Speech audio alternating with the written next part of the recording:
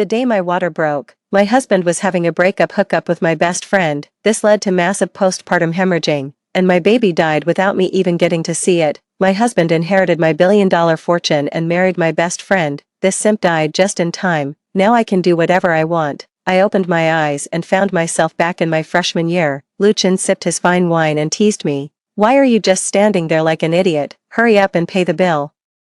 I went crazy on the spot, aiming for his crotch. I kicked with a swift leg movement. "Pay your damn money." The last memory of my past life. It was me lying on the hospital bed, barely breathing after giving birth. My husband, Lucien, stood by my bed, mocking me. "You really know how to pick your moments, you simp. Even my last hurrah with Reborn before we broke up had to be ruined by your nonsense. What bad luck." I couldn't believe my eyes as I stared at Lucien, wanting to curse at him and hit him, but I couldn't muster even a shred of strength. "Don't look at me like that. To be honest, the person I've truly loved all along has always been Reborn. If it weren't for your constant pressure, I wouldn't have had to break up with her. But now, it's all good. You're about to die, which means not only can I inherit your assets, but I can also marry Reborn openly. After all, your best friend is much smoother than you." I was filled with extreme hatred.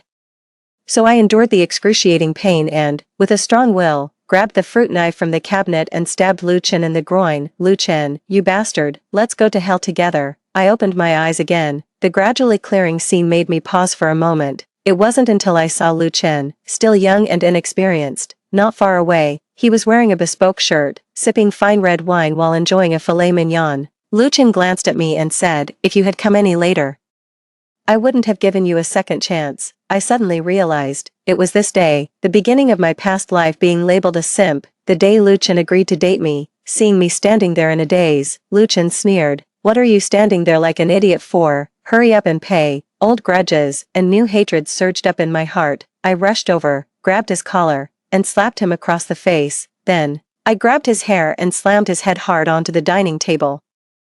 I pressed his face into the unfinished steak and ground it in forcefully. "Think you're some kind of young master just because you had Western food. You eat my food, wear my clothes, and now you're ordering me around. Who gave you the guts? Aren't you all about your pride? Today, I'll give you plenty of it." Lucien struggled like a madman. With one hand, he pressed down on the table, and with the other, he pushed me away forcefully. Lucien suddenly stood up, his face greasy, and shouted at me.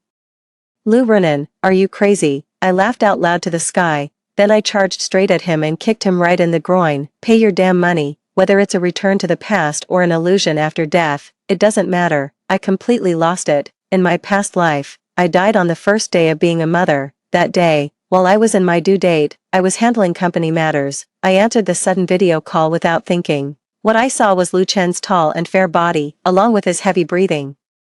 Shocked, I quickly checked the caller's information. It was my best friend, Chen Reborn. Chen Reborn's voice was filled with blatant provocation. I was frantic with anxiety. Just as I was about to say something, the video call ended. Then, I received a WeChat message from Chen Reborn. "Renan, I accidentally dialed the wrong number. Please don't mind." I was frantic and hurriedly asked what was going on. "Reborn, was that Lucien just now? Why were you with him?" A moment later, Chen Reborn sent another message. "Alright, since you found out, I won't pretend anymore. Lucien is indeed with me, and we slept together." "I can't believe it. That's impossible. You're lying. Lucien loves me the most, and we have a child together. He wouldn't do that." A mocking emoji was sent over. "Lou Renan, you really are pregnant for 3 years and stupid for 3 years. Is it really true? Didn't you just see it? However, speaking of which, Lucien is really too charming.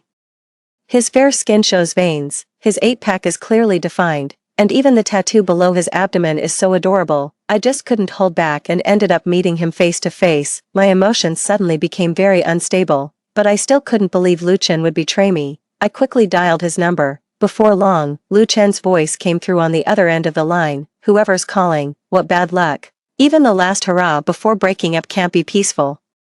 What are you doing with my phone? Give it back right now." The sudden female voice completely shattered me. I knew it was Chen Reborn. "Lucien, tell me honestly, who's prettier, me or Renan? Lou, once you answer, I'll give your phone back." Lucien on the other end didn't hesitate for a moment. "Of course it's you, sweetheart. What else could it be? Then why did you insist on breaking up with me? Is it really because of the child in her belly?" Lucien spat disdainfully.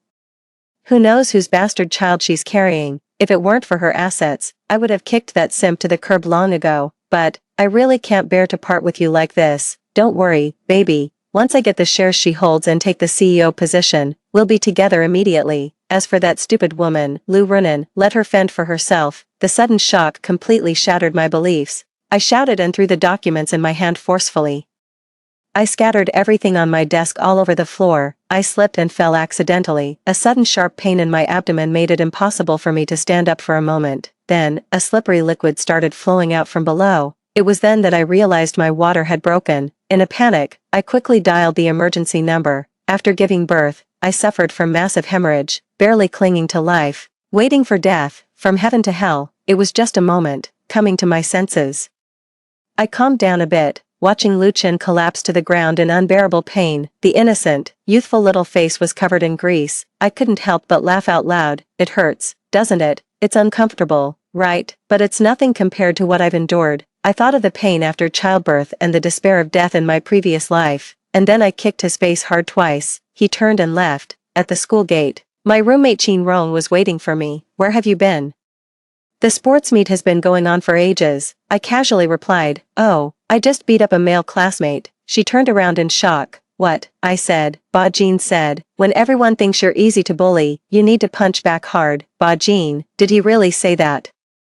It doesn't matter. Qin Rong and I walked to the playground, where Chen Ruoyan came running towards me. Chen Ruoyan and I are not in the same class, nor the same major, nor the same department, but everyone knows she is my best friend, Lu Runin. Chen Ruoyan's gaze swept across my cheek and glanced behind me. Runin, why are you so late? By the way, weren't you going to see Lu Chen? Why didn't he come with you? In my past life, every time Lu Chen asked me for money, she would always find various reasons to encourage me to be more generous, saying it was an investment in my own judgment, appearing to be on my side. In reality, these funds ultimately became the financial means for their secret liaison. At this thought, I suddenly raised my hand and slapped her. Qin Rong was once again stunned by the sight. Chen Ruoyan's expression froze, and after standing there stunned for 2 seconds with her hand over her face, she returned to her usual self. She affectionately linked her arm with mine and rested her head on my shoulder. What's wrong, Runin? Are you not in a good mood? In my previous life, it wasn't until much later that I found out. Chen Ruoyan was bullied in middle school, but a cheerful boy protected her. He accompanied her to and from school, and took her to concerts. He was the white moonlight in her heart. This white moonlight is Lu Chen, and so, she applied to the same university as him to stay by his side.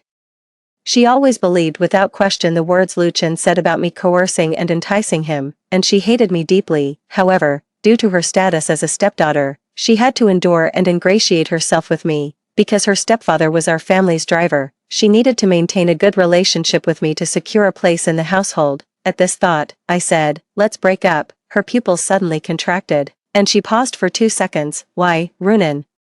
Did I do something wrong to upset you? I pulled out a handkerchief and wiped my shoulder where she had rested her head. Don't want to be best friends with the daughter of a servant. It's degrading. Is that reason enough? After leaving, Qin Rong cautiously asked me if I was possessed by a demon. It didn't surprise me at all that she would ask me that, because the previous me was so close to Chen Ruoyan that we practically shared the same pair of pants, hanging out, eating together, gossiping, sharing everything, inseparable. If she gets into an argument with someone, I will unconditionally stand up for her. My favoritism is so obvious that everyone in the world knows. But things are different now. Lu Runin of the past is dead. The one standing here now is Nuhura Runin, who has died once. Lu Chen never showed up all day. I know. The thing he's most proud of is that face of technological national rejuvenation. They wouldn't act unless it promised the greatest profit. I waited patiently.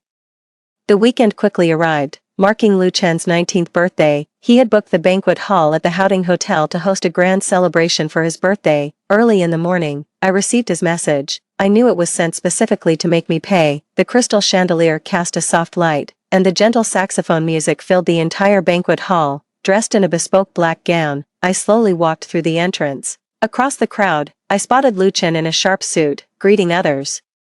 Beside him, Chen Ruoyan was being particularly affectionate. I walked over, pretending not to notice Chen Ruoyan beside him, who was avoiding eye contact. Just as he was about to say something, Lu Chen spoke up coldly, questioning first. Lu Runin, did you hit Ruoyan before? Is this what your upbringing is like? His voice was loud, drawing the attention of all the students present. Chen Gij, I don't understand what you're saying. I glanced at Chen Ruoyan and tilted my head. What am I And what is she? It's not worth hitting her. Don't think you can sweep this under the rug by not admitting it. Apologize to Ruoyan in front of everyone today, or don't expect me to talk to you again. Chin Ruoyan came out, pretending to be sincere. Lu Ken, don't blame Renan, she didn't mean it. Don't let me affect your relationship. Seeing that I didn't react, Lu Ken suddenly became more severe. Lu and Renan, Ruoyan is your best friend. Do you feel no guilt at all for hurting her like this? I'm telling you to kneel down and apologize right now. In the vast banquet hall, countless people cast glances of anticipation for the show. What, beating up her best friend? This Miss Lu won't even spare her closest friend. Could she have some violent tendencies? Oh, who knows? Having been pampered like a deity since childhood, it's not surprising if she has some hidden quirks. Luckily, Lu, the school hunk, stood up for justice and kept his head clear. In the face of Chen Ruoyan's smug and challenging gaze, I straightened my back. Smiling, I let loose with some sharp words. Oh, China, what are you saying? Those who know you think you're Lu Chen, but those who don't might mistake you for some stray dog running around and biting people. By the way, there's no one in this world who can make me kneel, unless you're dead. I tilted my head, looked him up and down, and then maliciously grinned. How about this? You two draw your swords and commit suicide right now, and I'll immediately kneel down and kowtow 3 times, and even offer you 3 sticks of incense. What do you say? Lu Chen's face suddenly darkened. Chen Ruoyan repeated her old trick and spoke up. Renan, I don't know what I did wrong to suddenly make you dislike me, but no matter what, you shouldn't speak to Lu Chen like that. Everyone knows you like Lu Chen the most. Don't let this incident ruin your relationship. I chuckled. Sorry.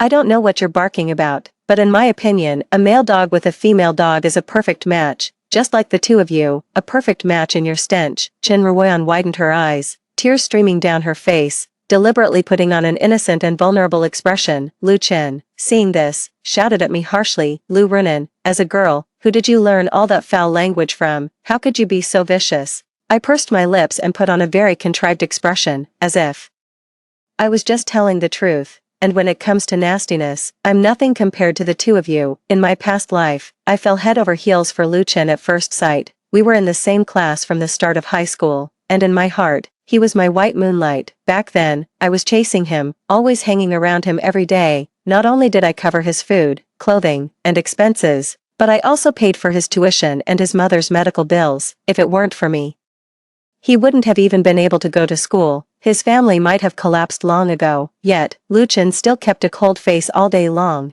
as if I owed him something. I bought him an expensive birthday gift, and he said I was being ostentatious. I took him to a Michelin-starred restaurant, and he accused me of being wasteful. In the end, I, who had never done any housework, started preparing breakfast for him every day. Not only did he show no gratitude, but he also complained that it tasted bad. Back then, I was young and had never been in a relationship. I always thought he was just naturally aloof and couldn't be as gentle as other guys. It wasn't until Chen Ruoyan appeared, that's when I realized, Lu Chen wasn't incapable of being gentle. It's just that person, not me. I've seen him hand Chen Ruoyan hot milk on his way to school, ruffling his hair and saying, you must eat breakfast, or it's bad for your stomach. I've also seen him gently wipe away the tears from Chen Ruoyan's cheeks when she cried, softly saying, don't be sad, I'm here. When Chen Ruoyan would tug on his hand and act coquettishly, he would patiently listen, his eyes full of tenderness. Back then, I was such an idiot, thinking he was just a nice and kind person. I even naively tried to befriend Chen Ruoyan to ask about his preferences. Looking back, it's so laughable. In my past life, I was trapped in a love scam, confused why Lu Chen didn't stand by me during our relationship and why he betrayed me after marriage. Only after being reborn did I suddenly realize the truth. I am a completely independent individual. It's not that I can't live without a man or love. The birthday banquet didn't last long. Everyone left early for various reasons. In the end, only I and that couple remained. Lu Chen furrowed his brow, his eyes full of resentment. Renan Lu, look at what you've done. You've ruined a perfectly good birthday party. I smiled faintly. This is all your own fault. You deserve it. Lu Chen suppressed his emotions, clearly not wanting to waste words with me. Alright, I won't argue with you. Hand it over. I was momentarily puzzled. What thing? Of course, it's the gift. You said you'd give me a black card for my birthday, huh? My head spun, and I was a bit dazed, but thinking back, in my previous life, I did go all out in love and actually gave him an unlimited black card. However, times have changed. There's definitely no black card this time, but giving him a couple of slaps sounds quite appealing. I pretended to think deeply, stroking my chin. then suddenly looked like I remembered something. Looking up, I said, so it's a black card, no. Lu Chen's hopeful eyes instantly dimmed, and his face darkened as he said, Lu Renan, what do you mean? Just as it sounds, it's my birthday, and you didn't even bother to do anything. I'm really disappointed. Listen, if you don't give me the black card today, you won't see me for a whole month. No, a whole year. I was over the moon hearing him say that. That's great. Well, a year is too short. Let's just cut ties for good. Lu Chen's expression was already unable to hide his embarrassment. At this moment, Chen Ruoyan ran out and said a bunch of things to persuade me. Renan, don't be stubborn. It's almost certain you can be with Lu Chen. Don't ruin it over a black card. And with Lu Chen being so outstanding, he definitely won't mistreat you in the future. Think of it as an investment. I gave a cold laugh. Since you have such high hopes for him, you give it a try. Don't even think about getting a single cent from me, let alone a black card. I turned around and was about to leave. Lu Chen called out to me anxiously, Lu Renan, I won't force you to give me the black card, but you have to pay for the birthday party, don't you? It's not my birthday, why should I pay? You were the one who said you'd throw me a grand birthday party and let me choose the venue freely, otherwise, why would I have booked such an expensive place? I thought about it. It seems like there's some truth to that, but what can I do? I don't want to pay this money now, is that not allowed? Chen Ruoyan quickly grabbed my hand, putting on a pitiful expression. Renan, don't make things difficult for Lu Chen. You know his family's situation. If you don't pay for this birthday banquet, Lu Chen definitely won't be able to leave this door, and he might even get his limbs broken and end up in jail. I shook off her hand, sneering with disdain. None of my business. A few days later, I found out that Lu Chen's birthday party cost a total of 130,000 yuan. He had to borrow heavily from online loans just to barely cover the payment. Thinking about it, I feel he got off too easy. My father introduced me to someone, and he said they're from our school too. I agreed without hesitation. After all, in my social circle, it's mostly arranged marriages within families. In terms of qualifications, the other party isn't bad at all. We agreed to meet at the amusement park. He's quite good looking, very much to my taste. He was a bit nervous when we first met. Hello. I'm Xing Xiang. I didn't talk much with him, but after taking him on a few thrilling rides, we got to know each other better. I stayed in place to rest, while Xing Xiang went to get me some water. To my surprise, I turned around and ran into Lu Chen. He strode over to me, his voice full of anger. Renan Lu, you're following me. Don't think for a second that playing these tricks will make me forgive you. I gave him a disdainful glance. You're overthinking it. I'm meeting someone here. Lu Chen glanced around, then his gaze settled on my face. Do you really think I'd believe that? It's obviously because you feel guilty about what happened before, trying to seek my forgiveness, and you had to fabricate such a ridiculous lie. Don't you think it's laughable? I was momentarily stunned, then almost laughed out of anger. However, seeing his full confidence, I realized it was because I had been too good to him before. Where does he get the nerve to say something so arrogant? Please. Don't forgive me, I'm begging you. I waved him off. Nothing else. Please stay away from me. I'm asking you. Chen Ruoyan, who was not far away, saw me and ran over. Renan, Lu Chen's anger has mostly subsided these past 2 days. Just give in a little, and the previous incident will be over. Trust me, don't keep this up, or all your previous efforts will be wasted. She said similar things to me many times in my past life, but without exception. It was all to make me compromise and then trick me into spending money to please Lu Chen. However, later on, I also figured out what kind of people they were, spending my money while calling me a simp, eating with a bowl in hand and cursing as soon as it's set down. Absolutely shameless to the extreme. Whether she's angry or not is none of my business. I glared at her. If there's nothing else, please get lost and stop being in the way. She was stunned, but then Lu Chen couldn't hold back.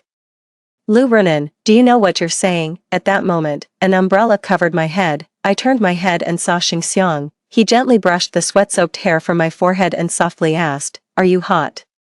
Are you thirsty? I was completely stunned. After all, this was our first meeting, and I never expected him to make such an intimate gesture. I didn't expect you to actually find a pretty boy. Are you doing this to spite me on purpose? Lu Chen still had that self-important demeanor, his eyes full of hostility when he looked at Xing Xiang. Listen, Lu Renan chased me for 3 years in high school. She only has me in her heart. You're just someone she found to deliberately provoke me. Not even a substitute. Got it. So what? At least the one standing by her side now is me, not you. Lu Chen, feeling aggrieved, gave Xing Xiang's shoulder a push. I'm warning you to stay away from her. You hear me? Be careful or else. I'd had enough of Lu Chen's shamelessness and kicked him hard in the groin. who gave you the guts to threaten someone on my side. A month later, I confirmed my relationship with Xingxiang. The news quickly reached Lu Chen's ears. He found me. Looking visibly displeased, Lu Renan, you clearly like me, so why are you with that pretty boy? Do you really enjoy flirting around that much? I gave him a disdainful look and said, don't be so full of yourself, who do you think you are, that I would even like you? You chased me for 3 whole years in high school. Do you really think I'd believe anything you say now? I know I made some mistakes before, but if you just held on a little longer, you could have had me.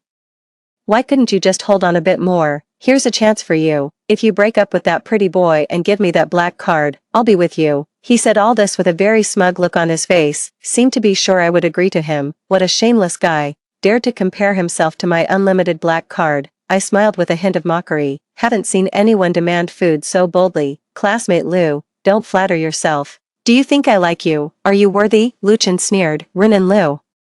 No one knows you better than I do. Do you think I'll fall for this retreat to advance tactic? Alright, just give me the black card. I really need it urgently. He spoke with absolute certainty. He was convinced I was just putting on an act for him. I chased him for 3 years in high school. If it weren't for my feelings, I probably wouldn't have lasted that long. He saw me splurge on love without a second thought. He also witnessed my bold public declarations of love, as the one being loved. He always felt secure and unconcerned. Lu Chen's debts and his mother's medical expenses could no longer be delayed. The chaotic life was waiting for him to fill the gaps with money. Xingxiang pulled up nearby in the latest Maserati. He ran up to me and decisively pulled me behind him. Renan is now my girlfriend. She doesn't like you at all. Can't you see that? This statement was like a bolt from the blue, leaving Lu Chen stunned in place for a long time. He suddenly remembered something. I haven't given him money in a long time, nor have I given him a single gift. Soon, Lu Chen shook his head in disbelief. He recalled my relentless pursuit and unquestioning obedience in the past, those entangled memories, one by one, each and every one. I can't believe I suddenly stopped loving him. He angrily grabbed Xingxiang by the collar, his eyes full of rage. Pretty boy, don't try to smooth things over with me. Lu Renan loves me the most. You have no idea how much she loves me.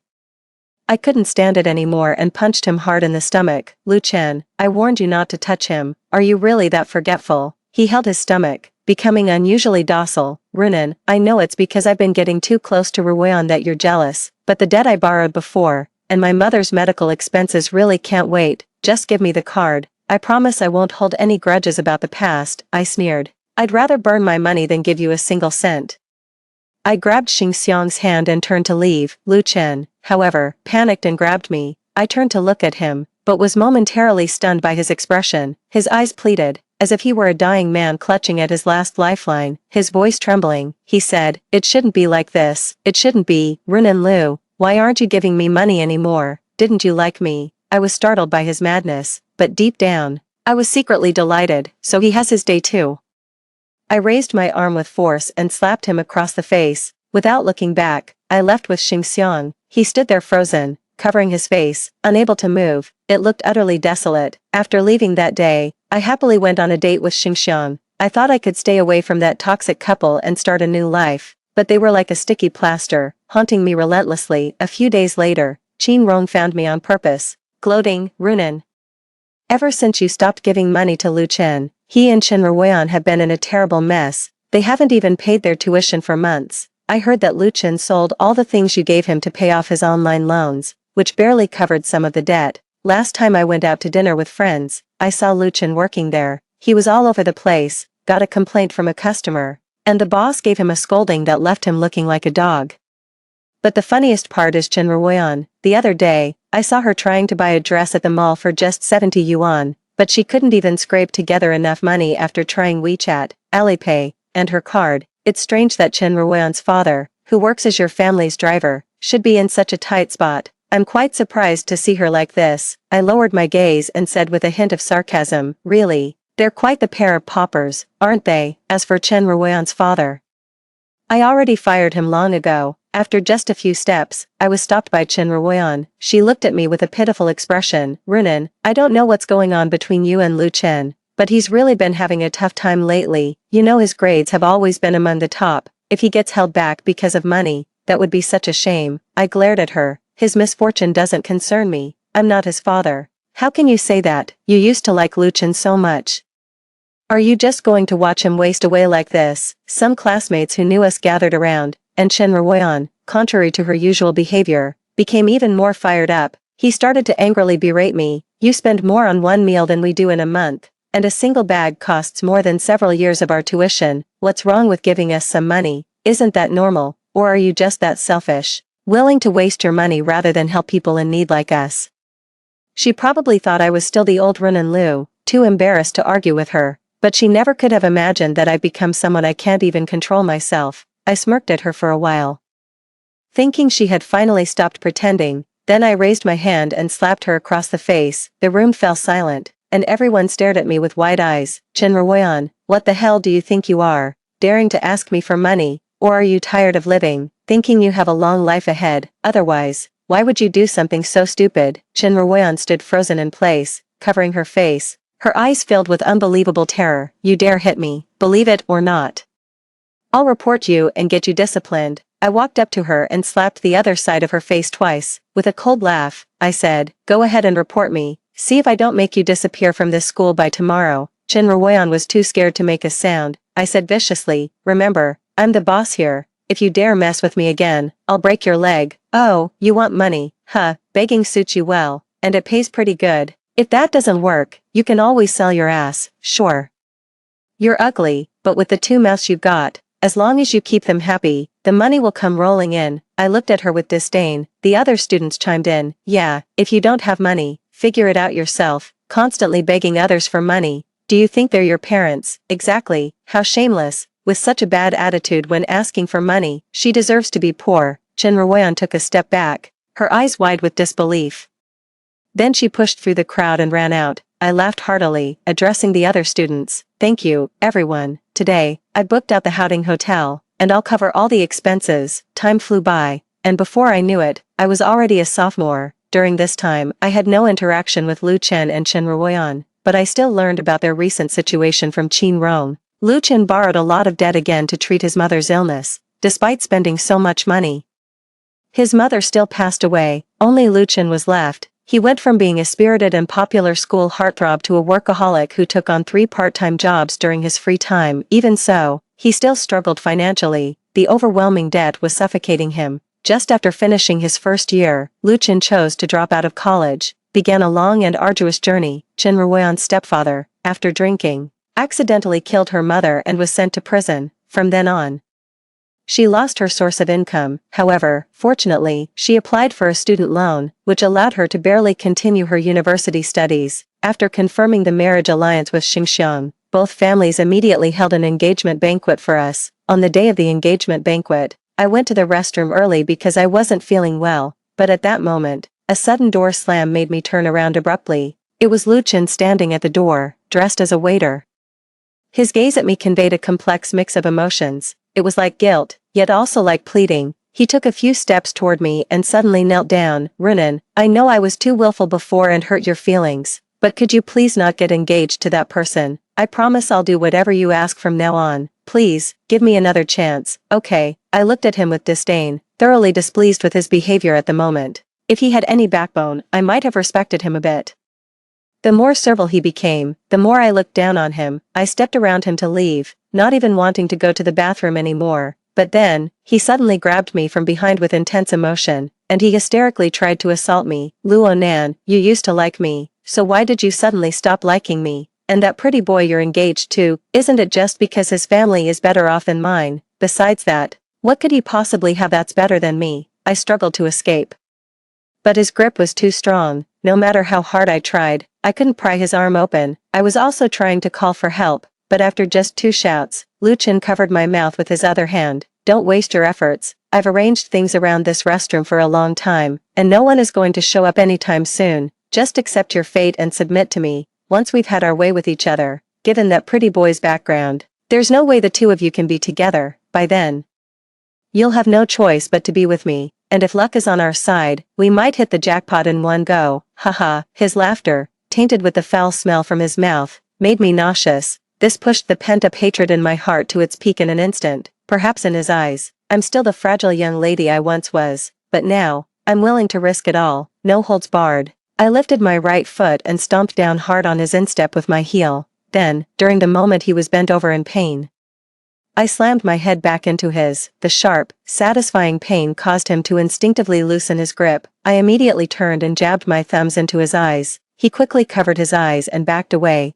This was the perfect moment while he couldn't see clearly, and I could have made a quick escape, but I, blinded by rage, was completely out of control. I won't stop until I've unleashed all my fury. I kicked off my high heels and held them in my hand.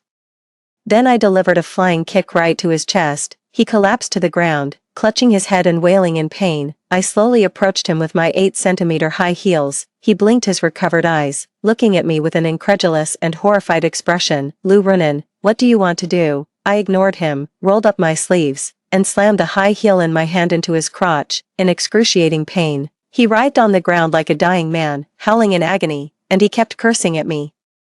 You madman, do you know what you're doing? I grinned maliciously. Of course I know, because I'm going to kill you. The next half hour was spent in Lu Chen's agonizing screams. As I stomped on him with my 8-centimeter heel, I reveled in the feeling of release. Only when my heel was covered in his blood did I slowly regain my composure. However, just as I was about to leave, Chen Ruoyan burst in with a phone in hand. It suddenly dawned on me, this was the despicable scheme of those two.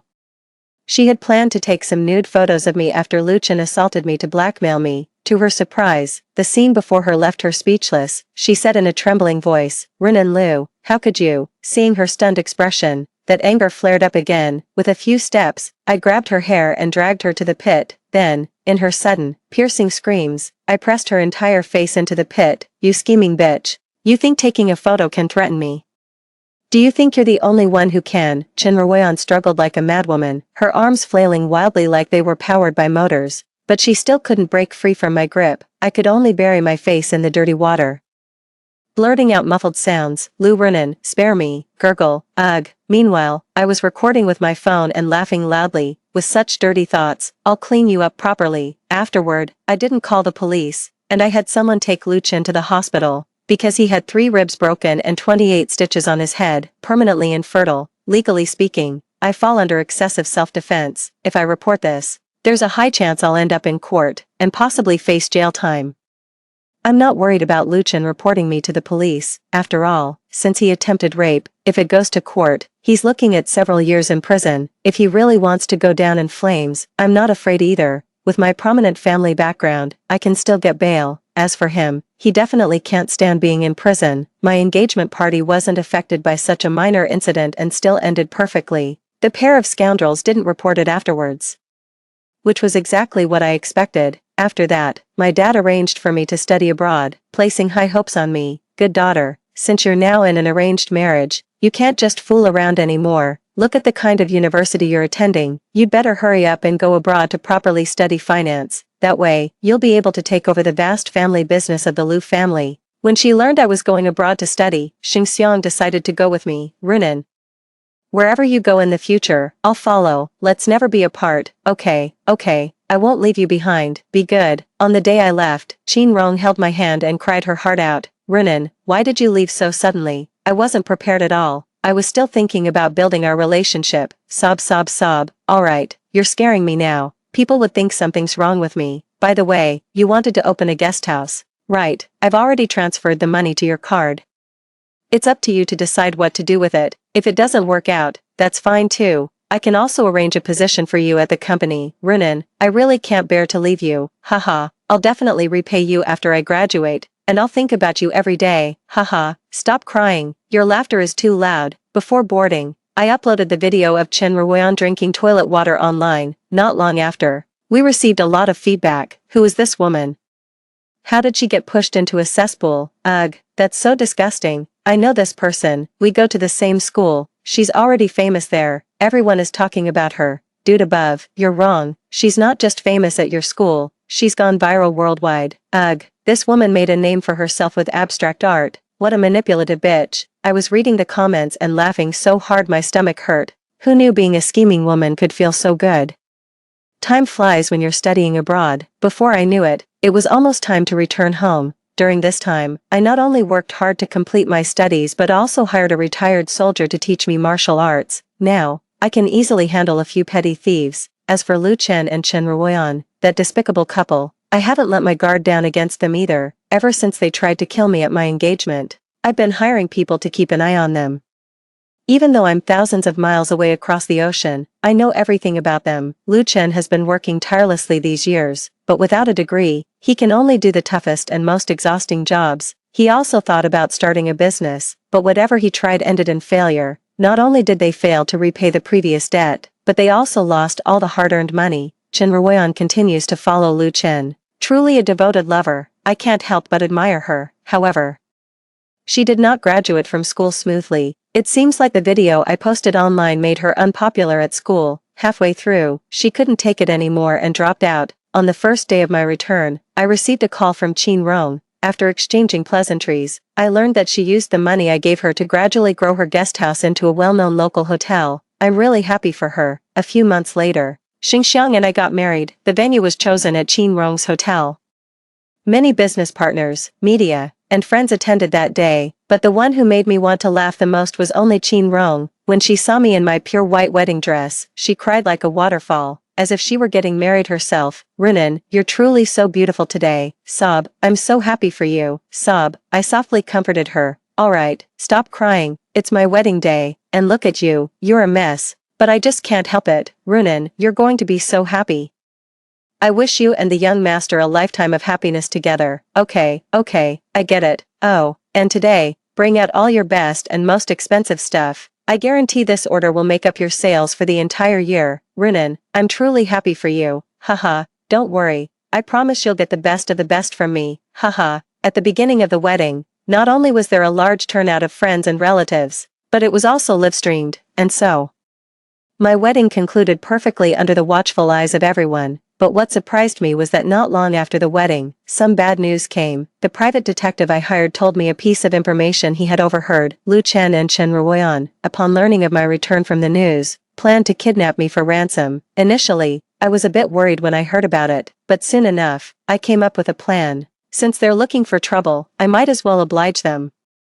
I first hired a private bodyguard, planning to let that unscrupulous couple kidnap me. Then, I had the bodyguard secretly follow them and capture evidence of their crime. The bodyguard also warned me that this was very dangerous, but for the sake of living a peaceful life in the future, I had to take this risk. That day, as I walked down the street, I noticed someone following me. I thought, finally, that sleazy couple has shown up. Otherwise, all the wandering around with my bodyguard every day would have been in vain. I deliberately walked into a secluded area. Sure enough, I was kidnapped with a sack over my head and a knife at my waist. The bodyguard lurking in the shadows recorded everything that just happened. I was taken to an abandoned warehouse. When the sack was removed from my head, I indeed saw Lu Chen and Chen Ruoyan. However, their appearance took me by surprise. They're just terrible. Both are sallow and emaciated, with hollow eyes, heavy dark circles under their eyes, as if they haven't slept in ages. Their hair is messy, and their clothes are tattered. But what puzzled me the most was that Chen Ruoyan was heavily pregnant. She's pregnant. Whose child is it then? I clearly remember that Lu Chen had lost his fertility, before I could think it through. Chen Ruoyan's triumphant gaze fell upon me. Lu Runan, never thought you'd end up in my hands one day, did you? What do you think I should do with you? I warned her. Do you know what the consequences of this will be? She burst out laughing. Of course I know, but I've already thought of a way out. As long as I get the ransom from you, I can live a carefree life abroad with endless money. By then, the world will be vast, and no one can control me. After she took my phone, she had Lu Chen call my dad. When the call connected, Lu Chen threatened my dad harshly and demanded 50 million in ransom right away. To confirm that I was indeed kidnapped, he even had me talk to my dad. He also sent photos of my kidnapping to my dad. This suits me just fine, because this completely solidifies the irrefutable evidence of my kidnapping. About an hour later, I used the hidden razor blade to cut the ropes binding my arms. Then, in the moment when Lu Chen wasn't paying attention, I suddenly took a big step and kicked him flying. After a loud crash, the bodyguards outside the warehouse drove in. With lightning speed, he took control of Lu Chen, who was lying on the ground. Chen Ruoyan, just realizing what was happening, held a dagger in both hands. Don't come closer, you stay back. Chen Ruoyan, give up, you can't possibly stand against me. Her expression grew increasingly agitated, her gaze toward me filled with hatred. She let out a scream and lunged at me with the dagger. I sidestepped, delivering a chop with my palm that struck his neck. She immediately fell to the ground, the dagger flying out of her hand. I slowly approached her, disdainfully saying, "Chinruoyan, how could you be so brainless? Do you really think you could catch me that easily?" She suddenly realized, so everything was deliberately planned by you. No wonder the rope suddenly came loose. You had prepared in advance, I chuckled. That's right, I designed it, but you kidnapped me, so you're going to jail. I stroked her round belly, grinning mischievously, but the worst news for you might not be jail. She looked at me nervously. What do you want? This child is innocent. Don't worry, I won't do anything to your child. I just want to confirm something. She was suspicious. What is it? You're about to give birth, aren't you? Whose child is this? Oh, and don't even think about saying it's Lu Chen's. Because I won't believe it, of course, it's Brother Chen's child. Who are you to say you don't believe it? I turned to Lu Chen and probed. Lu Chen, is the child in her belly yours? He avoided eye contact, paused for a moment, and stammered, of course it's mine, or whose else would it be? I chuckled. Lu Chen, don't you know that I know about your infertility? Stop being stubborn and tell the truth. Whose child is this? Seeing that I had exposed him, he became flustered but still tried to remain calm and refused to admit it. So, I decisively showed Chen Ruoyan the medical diagnosis of my injury from my phone. The diagnosis noted permanent loss of fertility, documenting Lu Chen's true condition. Chen Ruoyan's mind instantly crumbled, leaving her utterly devastated. I leaned close to her ear and coldly said, "Let me tell you the truth. Lu Chen was already rendered infertile by me, so I'm absolutely certain the child in your belly isn't his. If you don't dare to ask, then I'll do it." I had my bodyguard drag Lu Chen over from a distance, then I stepped on his hand and ground it. "Tell me, whose child is this?" At first, he still remained stubborn. However, under my persistent questioning, before long, he confessed everything. "This child belongs to Uncle Wang next door." Chen Ruoyan broke down in tears, shouting, "Are you even human? I'm your wife. How could you do something so monstrous?" I had no choice. Back then, our family was on the brink of starvation, so I agreed to let him have a child in exchange for 200,000 yuan. Chen Ruoyan was so emotionally overwhelmed that she couldn't accept the truth and passed out. I immediately called the police and 120. Finally, Lu Chen was taken away by the police and sentenced to 7 years. After being sent to the hospital, Chen Ruoyan not only lost her child but also nearly died from postpartum hemorrhage. However, she ultimately couldn't escape her prison sentence. Her life is completely ruined, and since it was self-defense, I came out of it completely unscathed. Life is thriving, and both my family and career are flourishing. I'm living quite the life. Story 2. Just as I was about to swipe my card to pay the down payment, I pulled my hand back from entering the PIN. "Sorry, I'm not buying it." As I grabbed my bank card to leave, my fiancé, who had just moments ago sworn to love me forever, suddenly changed his tune. "Wan. Didn't we agree that after paying the down payment today, we'd go to the Civil Affairs Bureau tomorrow to get married? Why are you suddenly not buying it?" My future mother-in-law's bony, claw-like hand tightly gripped mine, preventing me from leaving, her voice piercingly sharp, almost cracking. "What are you making a fuss about? We already agreed, and the contracts are signed. You can't just walk away like this. Do you still want to marry my son?" The sales assistant at the property office rushed in front of me with a POS machine, blocking my way out. "Miss, the 3-bedroom, 2-living-room apartment you and your family chose is in very high demand. If you don't pay the down payment soon, we'll have to sell it to someone else." Zhou Hui shuddered at the thought of the deal slipping through his fingers and commanded with the authority of a family patriarch, "Qin Wan, be reasonable. Don't push it too far. This is our wedding home, and you can't just say no to buying it. Moreover, today is the final payment deadline according to the contract. If you choose not to proceed, it constitutes a breach of contract, and you won't get back the 100,000 yuan deposit. Since the house was booked without my knowledge, the 100,000 yuan deposit naturally came from Zhou Hui's family. The old lady instantly flew into a rage upon hearing that the 100,000 yuan might disappear, her grip tightening even more, pinching my forehead so hard it wrinkled, while her free hand reached out to snatch my bag. "Hand over the bag quickly, be quick about it, and I might treat you better once you're in the door." My desk-bound strength was no match for the vigor of an old lady who, despite her age, still tended to her vegetable plots in the countryside. The lady's fine leather bag with delicate straps was quickly snatched away by the old lady, the thin shoulder strap breaking under the strain, leaving red scratches on my fair shoulders and arms. "If you don't give it to me when I ask, it's your own fault if it breaks." I furrowed my brow and stared intently at the old lady's hand, watching helplessly as she took out my bank card and handed it back to the sales assistant so naturally. "Swipe the card."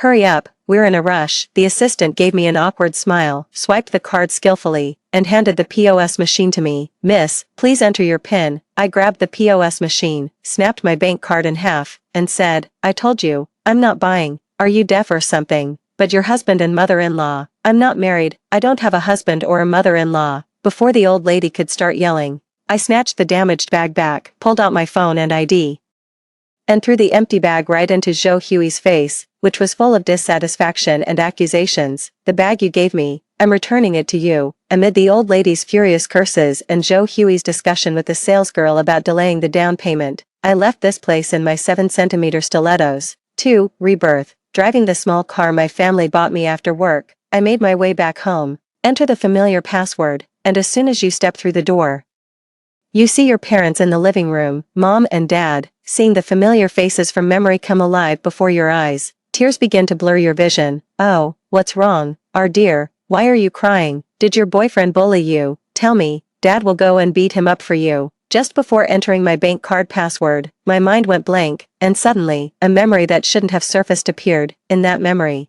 I was deceived by Joe Huey's sweet words, and I ended up sacrificing my own and my parents' entire fortune to serve the Joe family for decades. Only on my deathbed did I learn from my son that Joe Hui had been plotting against me and my family from the very beginning. He even took this as his badge of honor, telling his son and grandson, but never me, Mom and Dad. Joe Hui proposed to me with a, after crying enough in my mother's arms. I went to the bathroom to wash my face, feeling a bit embarrassed, with a hoarse voice. He told his parents everything that had happened from yesterday to today. Mom couldn't hold back her anger first. What a scheme, a mere $100,000 in loans to buy a 3-bedroom, 2-living-room apartment in the city center, and marry my daughter off to him. What a scheme. Dad slammed the tea table heavily. If it weren't for the solid wood and monolithic marble surface of the table at home, it might have been shattered by his force. I told you from the start that this Joe fellow was not a good match for our family, and it wouldn't end well. You didn't believe me, and look, you've been fooled. I timidly spoke up. Dad, it was close, but I didn't swipe my card to pay. Mom had endured Joe Hui for far too long and was relentless in exposing him. Have you forgotten all the money you spent on him during your relationship? He bought you a fake luxury bag for a few $100 on Valentine's Day, while you naively bought him a pair of authentic sneakers worth thousands. On his birthday, he took you to a street stall for a 5 yuan bowl of fried rice, but on your birthday, you took him to a fancy Western restaurant where the meal costs over 1,000 yuan per person. And what about the gifts he brought last time he came to our house? Apart from that bag of bananas, wasn't everything else taken from our family's storage? With every word my mom said, my head lowered a bit more, as if I were back in first grade, afraid of getting beaten for failing the final exam. Mom, I know I was wrong. Back then, I was focused on getting married, so I didn't think that much about it. Mom gently tapped my head, careful to avoid using her nails, her tone filled with helplessness. 3. Proposal. I had only been home for half an hour, and hadn't even finished complaining to my parents when the doorbell rang. Sure enough, it was Joe Hui and his mother at the door. 1. Why did you leave without a word, leaving me and my mom behind? Seeing no one behind me, he reached out to grab my arm. Good girl, I'll take you to the bank to replace your card, and tomorrow we'll pay the down payment for the house. I sidestepped Joe Huey's hand, giving Joe's mother a chance to slip in. Auntie, what are you doing? I didn't invite you in. With no one guarding the door, Joe Hui walked in confidently, and neither he nor his mother changed their shoes, showing no sense of being guests at all. 1. We're getting married soon, so your home is my home. Show some respect to my mother. I followed with a cold expression, shuffling in my slippers, and immediately saw the standoff between my parents and Joe Huey's family in the living room. The old lady Joe's hoarse, triumphant voice rang out. In-laws, you're home, perfect. We can discuss the wedding of the 2 kids. Marry what? We never agreed to it. 1 would never marry your son.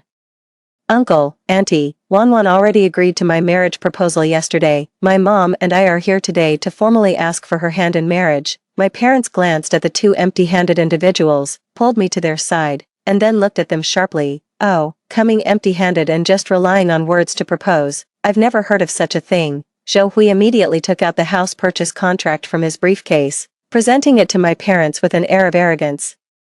Uncle and Aunt, rest assured, I've already found the perfect house. 1 will definitely be happy if she marries me. Upon reincarnation, I suddenly realized that Joe Huey's mercenary nature had always been there since he was young. not something that had been worn down by the mundane routines of daily life. He dared to bring it out because he was certain of my infatuation, confident he could win over my parents. How ridiculous. I really want to dig up my past self and give it a beating.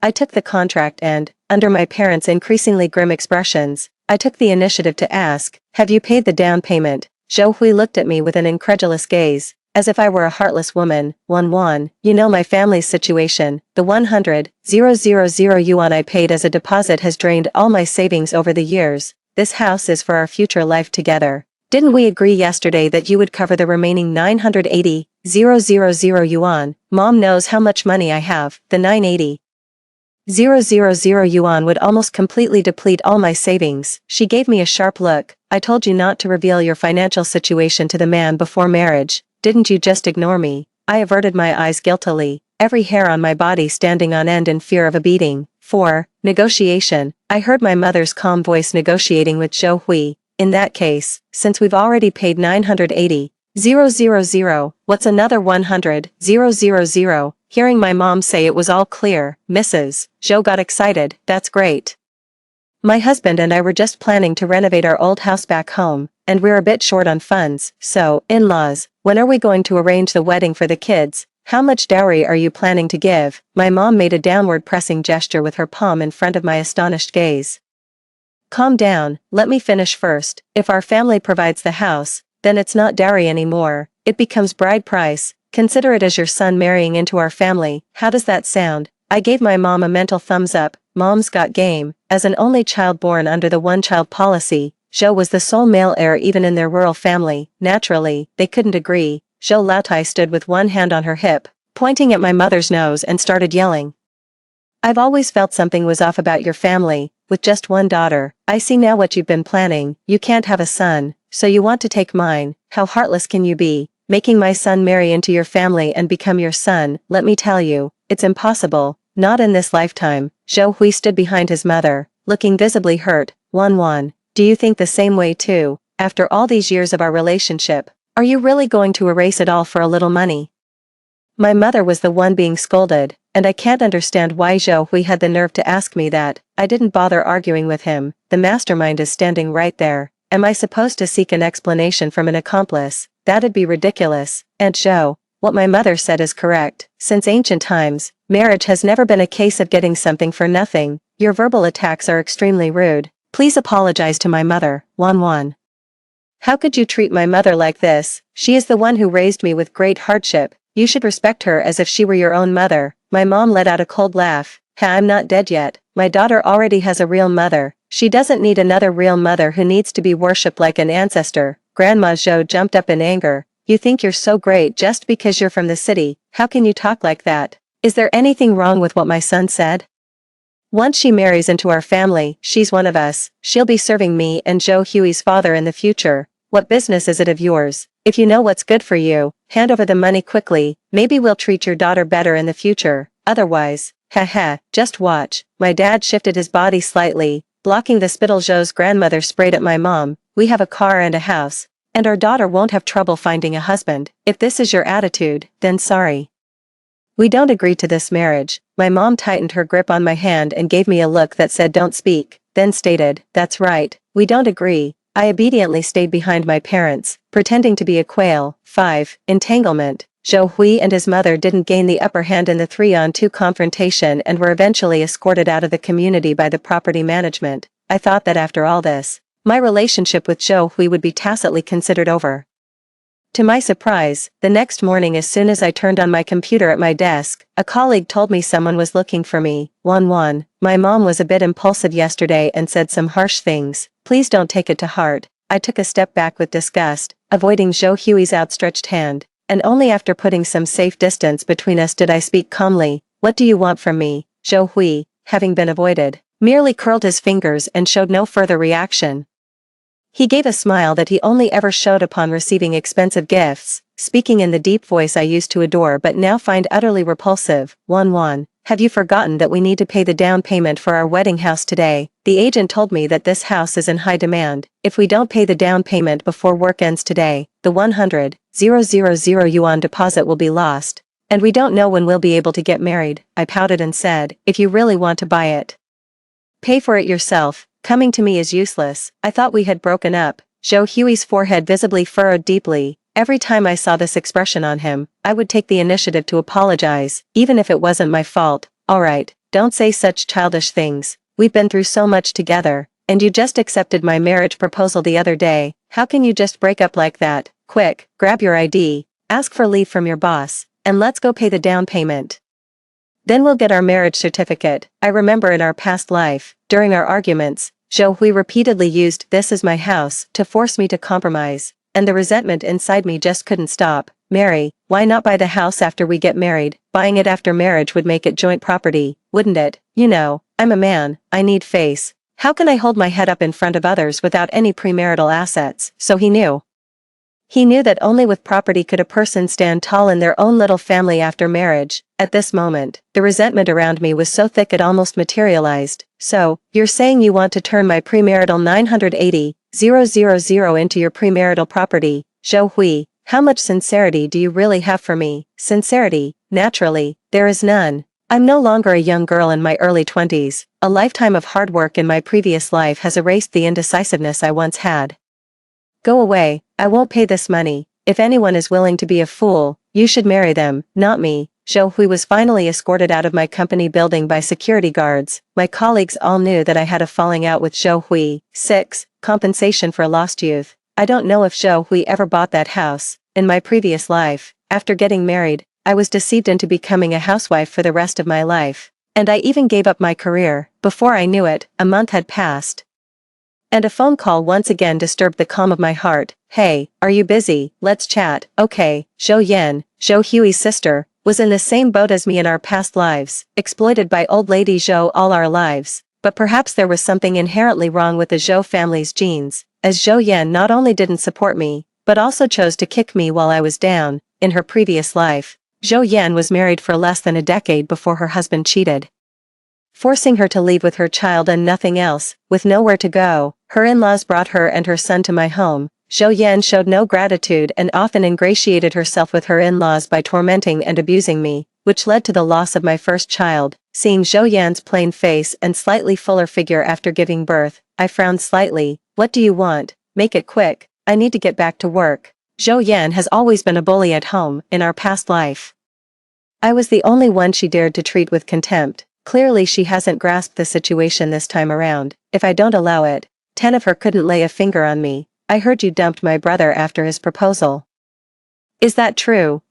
So you've come to accuse me. It's not that I dumped him, we just had a falling out and broke up. Why, my brother is so outstanding. He even managed to pass the exams in our small town. He's practically a star from heaven. Why wouldn't you like him? Hearing this ridiculous claim again, I couldn't help but laugh. I managed to suppress my laughter under Zhou Yan's fiery glare. Haha, sorry. I didn't expect you to be so funny. I couldn't help it. You might not know, but Zhou Hui only got into our school by the skin of his teeth, and only through. If the star of literature looked like him, even the Jade Emperor would have to choose a new one. Zhou Yan was so angry her fingers trembled. Well, you finally told the truth. You just don't think much of my brother. It's fine if you don't want to get married, but I need to seek justice for my brother. You need to compensate him for the years of his youth you wasted, and cash out all the gifts he gave you. If you don't marry him, there are plenty of girls lining up to do so. Just wait and regret it. I frowned, a thought suddenly striking me. Zhou Hui hasn't managed to gather the down payment yet. Zhou Yan's face flashed with a hint of guilt, but she quickly straightened up, speaking with determination. It's already paid off. My brother now owns a house, but this house has nothing to do with you. Don't even think about it. I raised an eyebrow. You borrowed money. How much? Are you expecting me to help Zhou Hui fill the gap? Zhou Yan's secret was guessed, and her face turned very unattractive. With all her previous arrogance gone, you don't need to worry about that. Just give me the money, 900,000 yuan, and I'll leave immediately. I understood. Oh, you've raised 80,000 yuan for your brother, and now you want me to give you 900,000. Does your husband know about this? Zhou Yan's husband had once been tricked by Zhou Yan's parents into giving them 100,000 yuan as a betrothal gift, and he strongly dislikes Zhou Yan giving money to her family. Her husband managed to walk away unscathed from his affair thanks to those insatiable old folks. With just a small bribe, he got dirt on the elderly couple and made them pressure Zhou Yan into leaving empty-handed with their child. Why, you're lying. I didn't do it. The panic on their face said it all. 7. Extortion. I slowly flipped my phone over on the table, calmly pressed stop recording, and then dialed the police. Hello, I'm at XX Road XX Cafe, and someone here is trying to extort 900,000 from me. Due to the large amount involved, the police arrived quickly. Zhou Yan ran away, but this is the busiest commercial street in the city center. Even a mosquito flying by could be tracked. Zhou Yan went in, and the police contacted her family. Her husband came to handle the formalities for her. In my previous life, I saw their photo on Zhou Yan's phone wallpaper. They hadn't divorced yet at that time. In the police station lobby, I immediately recognized Zhou Yan's husband. I struck up a conversation with him, casually mentioning that the Zhou family had bought a house in the city center here and that his wife might have taken some money. The money your wife took out as marital property. If you sue now, you should still be able to recover it. With the recording, the man believed it immediately for 3/10. And the rest he could confirm by checking the accounts. After settling the matter, I walked away. For my own mental and physical well-being, I didn't continue to follow the situation between Zhou Yan and her husband. It wasn't until I went to the police station to collect the final case report that I heard Zhou Yan's husband hadn't hired a lawyer for her, nor had he posted her bail. Due to the large amount involved in the extortion, Zhou Yan was sentenced to 7 years in prison. Hearing this outcome, I was momentarily stunned. In my previous life, the Zhou family had swindled millions from me. Later, when my parents passed away unexpectedly, all of our family's assets were inherited by me. The Zhou family swindled everyone out of their money, amassing at least 20 million yuan in total. If 900,000 yuan gets you 7 years, how long should they rot in jail for 20 million? 8. Loan sharking. I saw Zhou Hui again 2 weeks later. He had a scruffy beard, a cast on his right leg, and was leaning on a crutch, blocking me at the entrance of the park. Wan, I know I was wrong. I'm willing to marry into your family. Just get your parents to give me 2 million right now, and I'll go with you to get the marriage certificate immediately. I gave him a puzzled look but didn't give him the answer he wanted. Who did this to you? This is from a fall, not from being beaten. Oh, never mind then. But I have a new boyfriend now. I don't need you to marry into my family. Don't come looking for me. Wan, after all these years together, how can you bear to just give up on us? Break up with him quickly. I promise I won't you. Let's get back together. Okay. I ignored him and, looking at the private car I had just called not far away, I said to him, my boyfriend is here to pick me up. Goodbye. Of course, there is no boyfriend. I am not a heartless being, with decades of bad memories. I have no interest in romance. Maybe one day in the future I'll come around and accept someone else, but for now, I just want to focus on my career and take care of my parents. Knowing Zhou Hui's malicious nature, I was afraid he might cause trouble for me and my parents, so after the incident, I had someone investigate Zhou Hui. Apart from the 80,000 yuan that his sister stole, the rest of the down payment of 1 million yuan was actually borrowed from loan sharks. I still remember that shortly after our marriage in my previous life, Zhou Hui convinced me to ask my parents for 300,000 yuan for renovations. My parents once mentioned to me, the result shouldn't be what you have with 300,000 yuan spent. I didn't believe them, still too young, not mature enough, that Syrian-style renovation with exposed wires, saying it cost 100,000 is just giving Zhou Hui face. In this life, without me plugging the holes for the Zhou family, within 2 months, 1 million has already rolled up to 1.5 million in interest. Zhou Hui's leg was broken by loan sharks. 9. Murder for money. I had someone constantly follow Zhou Hui and his parents, informed my own parents about the Zhou family's situation, and had them hire bodyguards as well. In my previous life, my parents were killed in a car accident a year after my wedding. Just before the incident, I had a huge argument with my parents because they refused to give me money to treat Grandma Zhou. Looking back now, it's clear that Mrs. Zhou was faking her illness, which makes that car accident highly suspicious. The whole thing started with Mrs. Zhou falling ill, and after the accident, the biggest beneficiary was Zhou Hui, who swindled all our family's assets. Only a fool would believe the accident had nothing to do with Zhou Hui. It didn't take long before, after being hounded by creditors again, he sneaked into our garage using the access I had granted him during our relationship.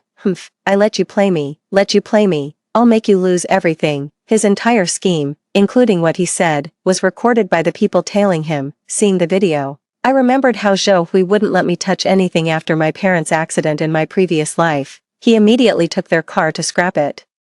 all under the guise of good intentions. 1-1. I'm afraid you'll be too emotional, too heartbroken. Leave the arrangements for your parents' funeral to me. I'll handle everything perfectly for you. Furious, I immediately reported the incident, submitted evidence, and sought a lawyer to sue Zhou Hui for attempted murder, perhaps hoping to win me back. Zhou Hui only tampered with my parents' car. The car was taken by the police for investigation. And only then did they realize how narrowly they had escaped death. My mother hugged my shoulder, trembling with fear. 1-1. Mom will never pressure you to get married again. I'd rather you stay single for life than be targeted by such a demon. Dad thinks more deeply. One can't be overly paranoid. Don't talk like a child. Marriage is still important, and there are good boys out there. When the time comes, Mom and Dad will help you choose carefully. The evidence is conclusive. Zhou Hui attempted murder and was sentenced quickly to 3 years in prison. His parents had already stopped working by the time he graduated from university. Once he was incarcerated, they completely lost their source of income. The old couple's children were all in jail. Their grandson wasn't close to them, and their son-in-law didn't offer any help. They were harassed by loan sharks every day and had no way to deal with it. In less than 3 months, they couldn't keep up with the mortgage payments, and the house was auctioned off by the court before they even moved in. The foreclosure process concluded, and the court awarded the surplus 200,000 yuan to the elderly couple. The Zhou family, hearing the news, the loan shark company arrived that very night, smashed down their door, and seized the money. This scene was captured by the neighbors of the Zhou couple and posted in the community owners group. You can't take this money. It's ours. What nonsense are you talking? Your son hasn't even paid back the principal he owes us. This is our money. Due to his intense resistance, old Zhou suffered a stroke and became paralyzed, with only his eyes still able to move. After reading the follow-up, I left the group that Zhou Hui had tricked me into joining to help him take care of his parents. Once the wicked have no one to exploit, they will be dealt with by karma. 10. The end. Gradually, I forgot about the existence of Zhou Hui's family. With my family's support, my career was thriving. 3 years later, Zhou Hui was released, with a criminal record, making it impossible for him to get any decent, easy job. He came back to me. 1-1. I know you haven't gotten married yet. Can you give me another chance? I'll treat you well. I only asked him one question. Have you visited your parents? As soon as he was released, he went to see them. But the condition of the 2 elderly people was terrible. He didn't want to take responsibility, so he simply didn't show up in front of them. Aren't you the one who doesn't like my parents? Isn't it good if we don't see them anymore, and I treat your parents as my own? I was speechless. His reminder instantly brought back the reason he went in. Are you out of your mind from prison? How can you even say you'll take care of them after almost killing my parents? I was so harassed that I had to report him for stalking. Zhou Hui was detained for a few days because his household registration was not in the city. His residence permit had already expired, and he was sent back to his original hometown. The next time I saw Zhou Hui was 4 years later. The first thing Zhou Yan did after being released from prison was to seek revenge on me. I don't know where she got such intense hatred, but she stabbed me over a dozen times with a fruit knife at my doorstep.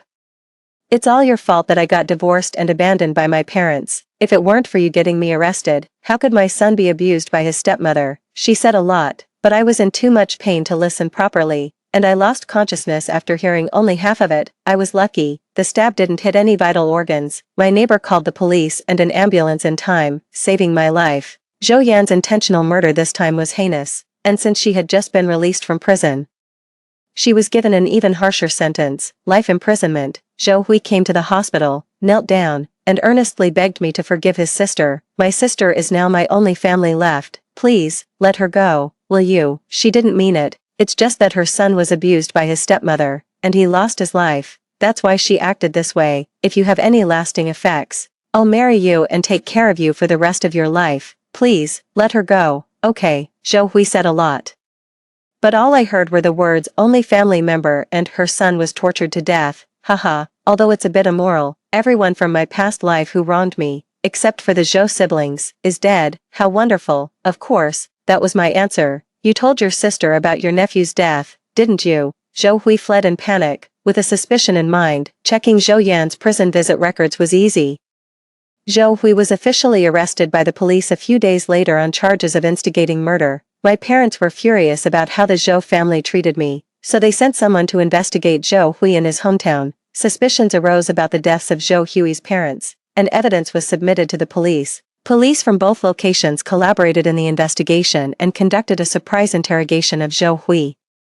It was discovered that Zhou Hui had taken out high-value insurance policies on his parents before their deaths. Zhou Hui has survived these years by relying on insurance. With no money left, he turned his attention to his imprisoned sister and me, who was still unmarried. This was a case of murder and insurance fraud, a heinous crime. He was sentenced to life imprisonment and will spend the rest of his life atoning for his sins. After the Zhou family incident, my mother first explicitly made a demand of me. Wan, your dad and I are getting old too. We can't help but worry about you being alone in the future. I agreed to my parents' matchmaking request, and each candidate was carefully selected by them. They just wanted me to meet new friends, not with any specific purpose in mind. I made a lot of friends, but didn't find them a good son-in-law. Instead, I became much more outgoing. Several years later, I found a same-sex partner with similar interests and age, who also didn't have children, and we decided to live together. Seeing that we took good care of each other and there were no property disputes, my parents stopped pressuring me to make friends. In our later years, we made a will to donate our assets to the country after our deaths, and the community took good care of us. The care we received was even more thoughtful and thorough than the support my son provided in my previous life. And no one will ever criticize me for spending money on medical care again. I didn't have any injuries from taking care of children or doing housework. My occupational illnesses from earlier years gradually improved through physical therapy after retirement. In my later years, both physically and mentally, I lived a comfortable life without much suffering. The end. That's it for the first story. Don't go away. The next one is even more exciting. While I was worrying about this month's food expenses, I saw Guqing give the malted milk powder I bought for our daughter to his white moonlight. My husband, who usually looked down on me with disdain, was gazing at another woman with tender, affectionate eyes. Thinking of my daughter at home, her little face pale from hunger, I rushed over in a frenzy to confront him. He pointed at my nose and yelled, "Don't make a scene like some shrew in public. It's just a can of malted milk, isn't it? Manning, what's wrong with having some to build up your strength when you're so frail?" Turning to the white moonlight, he looked apologetic again. "She's just a country girl, don't take it to heart. Let me see you home." Later, this country girl went to the big city to make her fortune and became the first millionaire in the county, while he and the white moonlight both came to seek refuge with me, watching Guqing ride away on his bicycle, escorting Luo Manning.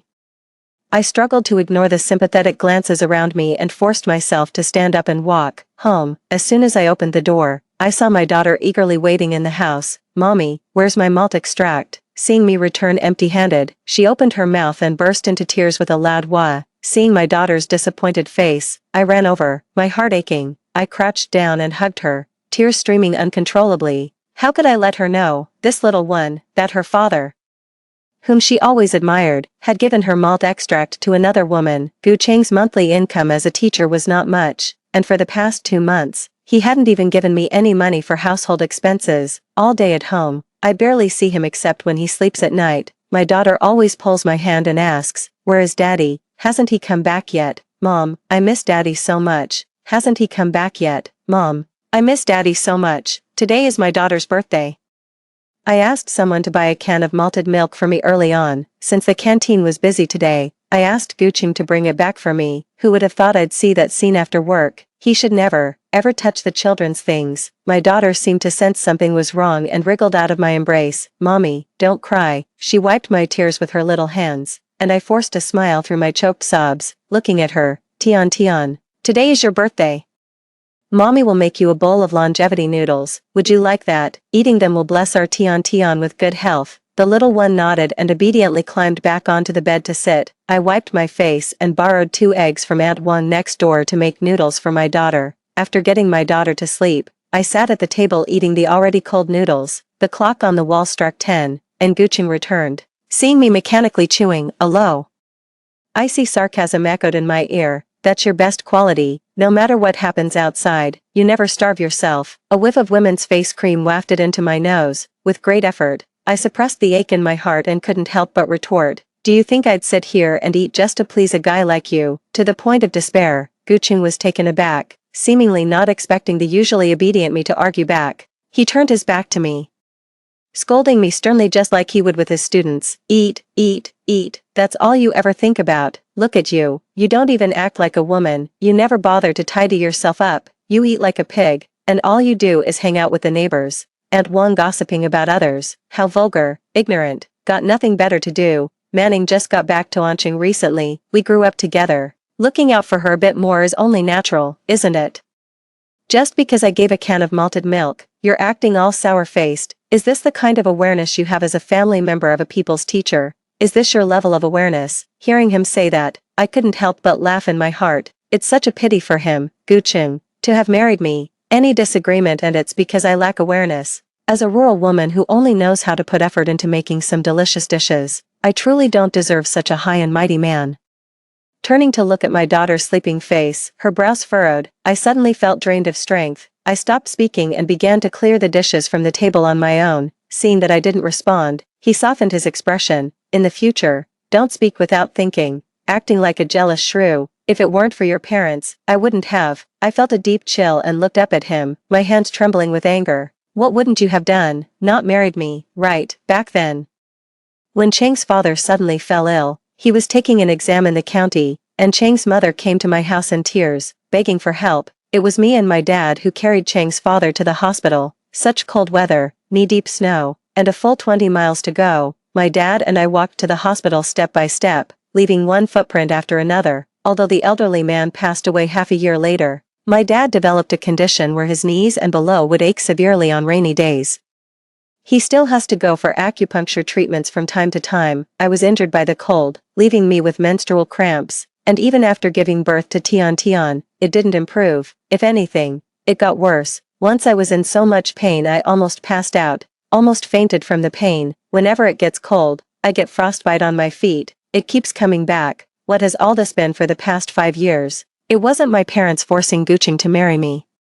We never intended to use our gratitude as leverage. I knew deep down that Gucheng had someone in his heart, and he liked remaining. Everyone knew that. One day, while I was feeding the pigs in the pigsty, Gucheng came up behind me, snatched the ladle from my hand, and pulled me aside, saying seriously, "Niu Gue, marry me." Back then, looking at the tall and handsome man in front of me, I felt like a mouse that had been hit by a giant piece of candy. I willingly fell into this sweet trap, only to later find out that Romaining had married and left in city. I guess I was just his choice in moments of disappointment. Tears blurred my vision, and I saw him turn away in disgust, a box tied with a red ribbon hidden under his collar. I lost my mind and rushed over, snatching the box away. Upon closer inspection, it turned out to be a scarf. I can't understand the pattern, and I've never seen it on women on the street. In my memory, only the women in the art troupe who dance would wear it, and Luo Meniying is usually dressed fashionably, loves to wear scarves the most, which is obviously, this isn't for me. Gucheng was shocked and tried to grab it, but I held it behind me and sneered, "Is this for Luo Meniying?" He nervously grabbed my hand, the first time I'd ever seen such an expression on his face.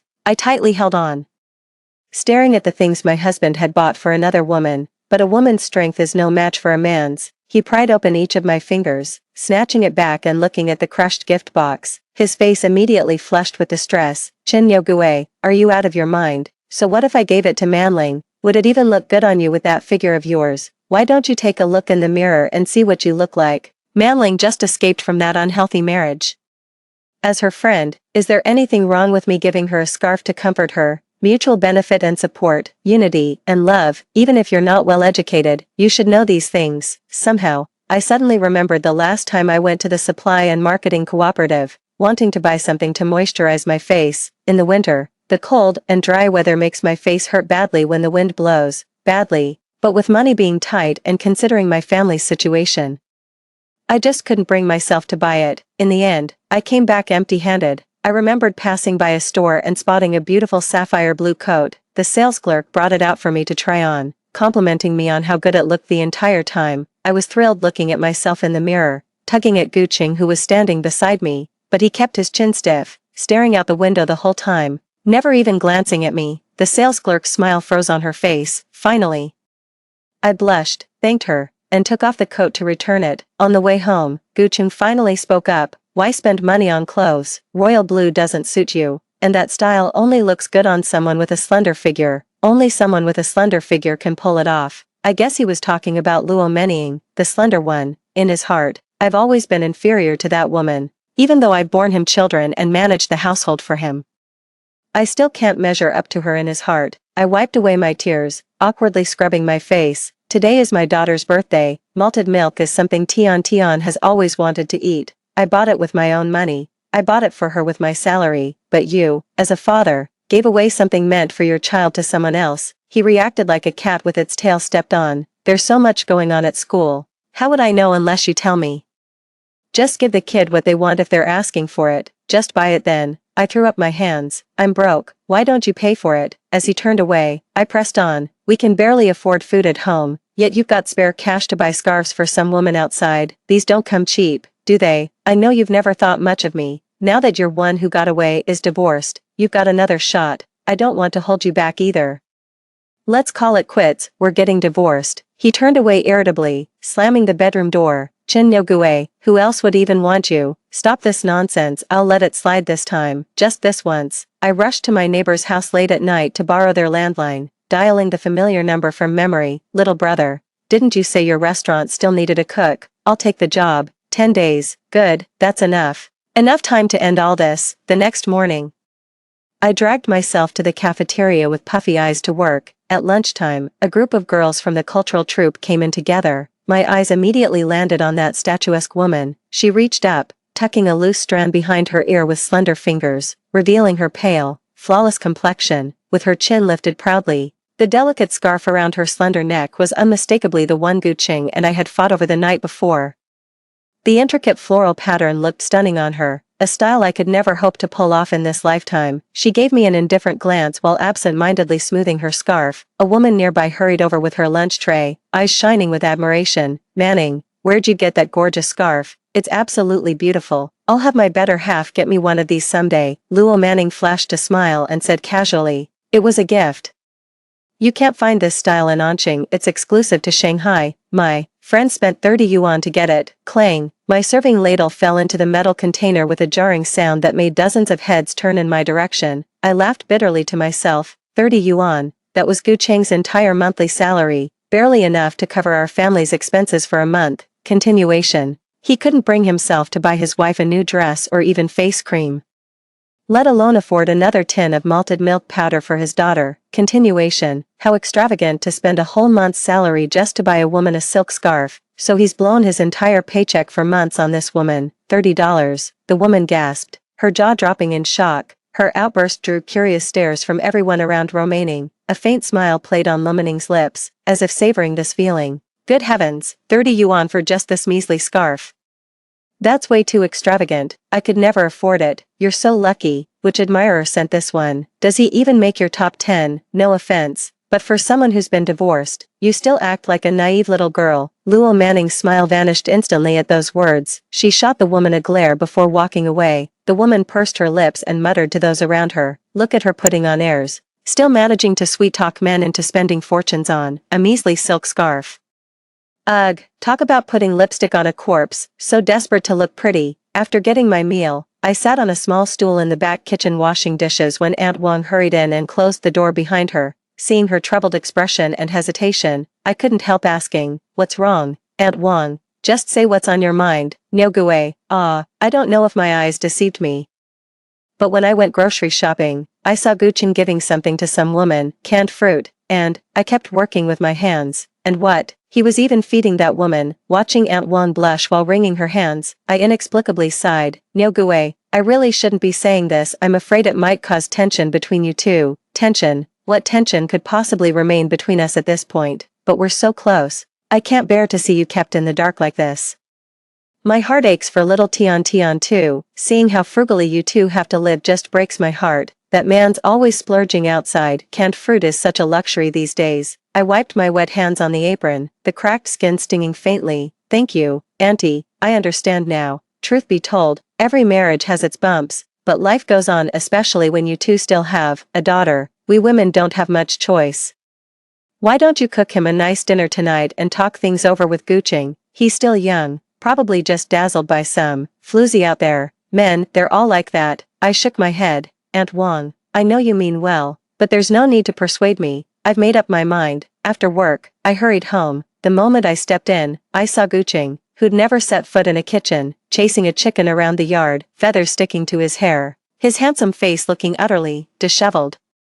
Spotting me, he beamed with joy. "Nyogue, you're finally back. Look, I got us a chicken. Never thought catching it would be this hard. I boiled some water. Could you stew the chicken? I'm going to take a shower first." My daughter clapped her little hands excitedly. "Mommy, we're having meat tonight." I gave a wry smile. Never thought Guching would actually bring home a chicken. We hadn't seen meat in this house for ages. As I was chopping the pieces, Aunt Wang's words from this afternoon inexplicably came to mind. Life goes on no matter what, and it doesn't really matter who I'm with. I could just walk away, but the child, thinking of my daughter, sent sharp pangs through my heart, leaving me utterly torn. The rich aroma of chicken soup filled the room as I carried my daughter to the inner chamber to change her clothes, thinking about making chicken soup rice for my child later. My hands moved faster unconsciously.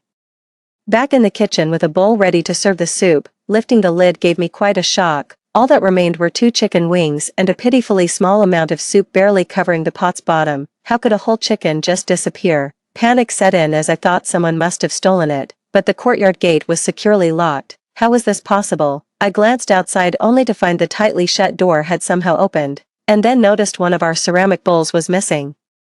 Everything clicked instantly. I grabbed my jacket and stormed out. In no time I'd reached Luo Mannin's place, the aroma of chicken soup greeting me before I even stepped inside. "Aching, thank you. Never thought you'd be the one standing by me now." "Manning, what nonsense are you talking? We grew up together. It's only natural I'd look out for you." Her voice trembled slightly. "But you're married now. You shouldn't stay here. It's not proper. If people found out, just go, please. You're in no state to be alone right now. Let me stay a while. That house, I just can't bear. I want to go back." Through the window, I watched the two sitting at the table with a steaming pot of chicken soup, 2 side dishes, and an opened can of fruit cocktail. Those side dishes clearly came from a state-run restaurant. Their presentation was quite elegant. The only time I've had something like this was at someone else's wedding.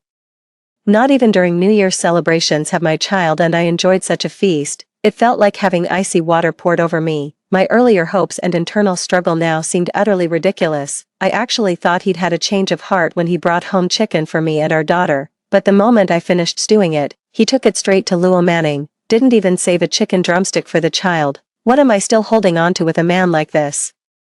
Claims he can't afford malted milk for us, yet splurges on 2 dishes at the state-run restaurant. Are we really going to let him two-time indefinitely? Luo Manning's gaunt back slumped as she buried her face in her hands, her body trembling with quiet sobs. "Aching," she whispered, "I regret this so much. Did we really miss our chance? If only I had married you back then. You've been so good to me, I must have been blind not to see it before." She rested her head against Gu Cheng's shoulder, her body melting into him like liquid silk. "Why are you sneaking around outside without saying a word? Such country bumpkin manners can't be changed even if you try." Luo Manning came to her senses and smiled at me as if we were the closest of sisters. She opened the door and approached me. "Nyo, Sister Nyo, is that you? Come in and sit down. It's freezing outside." Without a trace of awkwardness, she reached for my hand, then immediately withdrew hers upon seeing my swollen fingers resembling tiny radishes. The shock and disgust in her eyes were unmistakable. I followed her inside, where the sudden warmth sent a jolt through me, making my fingers tingle with renewed pain. Luo Manning pulled up a chair across the table, and the two sat down as if they were the only people in the world, as if I were the outsider here. "Let's eat together." "Ah Cheng, really?" Luo Manning nudged Gu Cheng with her shoulder, her face flushed with girlish shyness. "How could you not bring Sister Nyo along? Sister Nyo, try this." Ah Cheng specially ordered these dishes from the state-run restaurant. They're quite tasty, though the chicken soup is way too salty for my liking. I'm not used to it. Gu Cheng, who'd been sitting quietly, couldn't help chuckling at her remark. He picked up a ladle to serve her some soup. "Drink some anyway. Even if you don't like it, look how thin you are. Your face is so pale. This chicken soup will do you good," I said with biting sarcasm, though I'm just a country bumpkin who hasn't seen as much of the world as you two. But in all my years, I've never met anyone as shameless and thick-skinned as this. The way you two are practically glued together right in front of me. Guess my timing's terrible. I should have brought gifts to congratulate you both on finally getting what you wanted. Gu Cheng slammed his chopsticks down angrily, splashing chicken soup across my face. "Chen Nyo Gue, what nonsense are you spouting? My relationship with Manning is completely innocent, absolutely pure. Sister Nyo, you can eat carelessly but don't speak recklessly. If you keep spreading such baseless rumors, I won't be able to show my face in this world anymore." Luo Manning sat nearby with reddened eyes, looking as if she might burst into tears any second, a far cry from the aloof demeanor she'd shown during the day, a cold and haughty demeanor. Gucheng pulled Luo Manning into a comforting embrace, gently patting her back. Get your ass home right now, we'll talk about this later. Did I say anything wrong? A cheap entertainer and a hypocritical scholar, preaching morality while committing such filthy deeds. The matter, shut your mouth. Gucheng's chest heaved violently with rage. I took a sip with the soup spoon. The broth was excellent, not salty at all, though some might find this delicacy too refined for their taste. Picking up chopsticks again, I sampled a couple bites. The flavors were on point. I grabbed the plastic bag from the side, dumped both dishes from the table into it, fished out 2 chicken legs from the soup, and was ready to go. Leave. Gucheng stepped in front of me, yanking my collar and slamming me against the wall. Are you possessed by a starving ghost or something? Manning just left. After losing both her marriage and child, she's terribly frail. I'm getting her a chicken to help rebuild her strength. Are you really that greedy? How could I have been so blind to marry someone as vulgar as you? Standing there taking up more space than 2 people combined, yet lacking basic decency. Stealing food from a patient.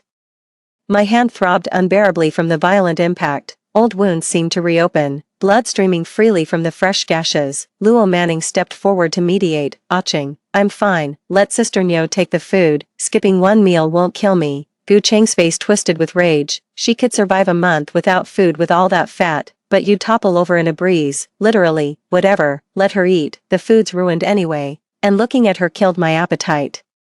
Gucheng picked up the coat nearby and draped it over Luo Manning. Come on, I'll take you out to eat. Luo Manning looked up in pleasant surprise, her eyes sparkling as she followed closely beside Gucheng. When I got home and laid out the dishes, my daughter's face lit up with joy seeing all the delicious food I'd brought back. After wiping her hands, I served her some food, but she didn't touch her chopsticks. Why aren't you eating? Dad's not back yet. I'm waiting to eat with him.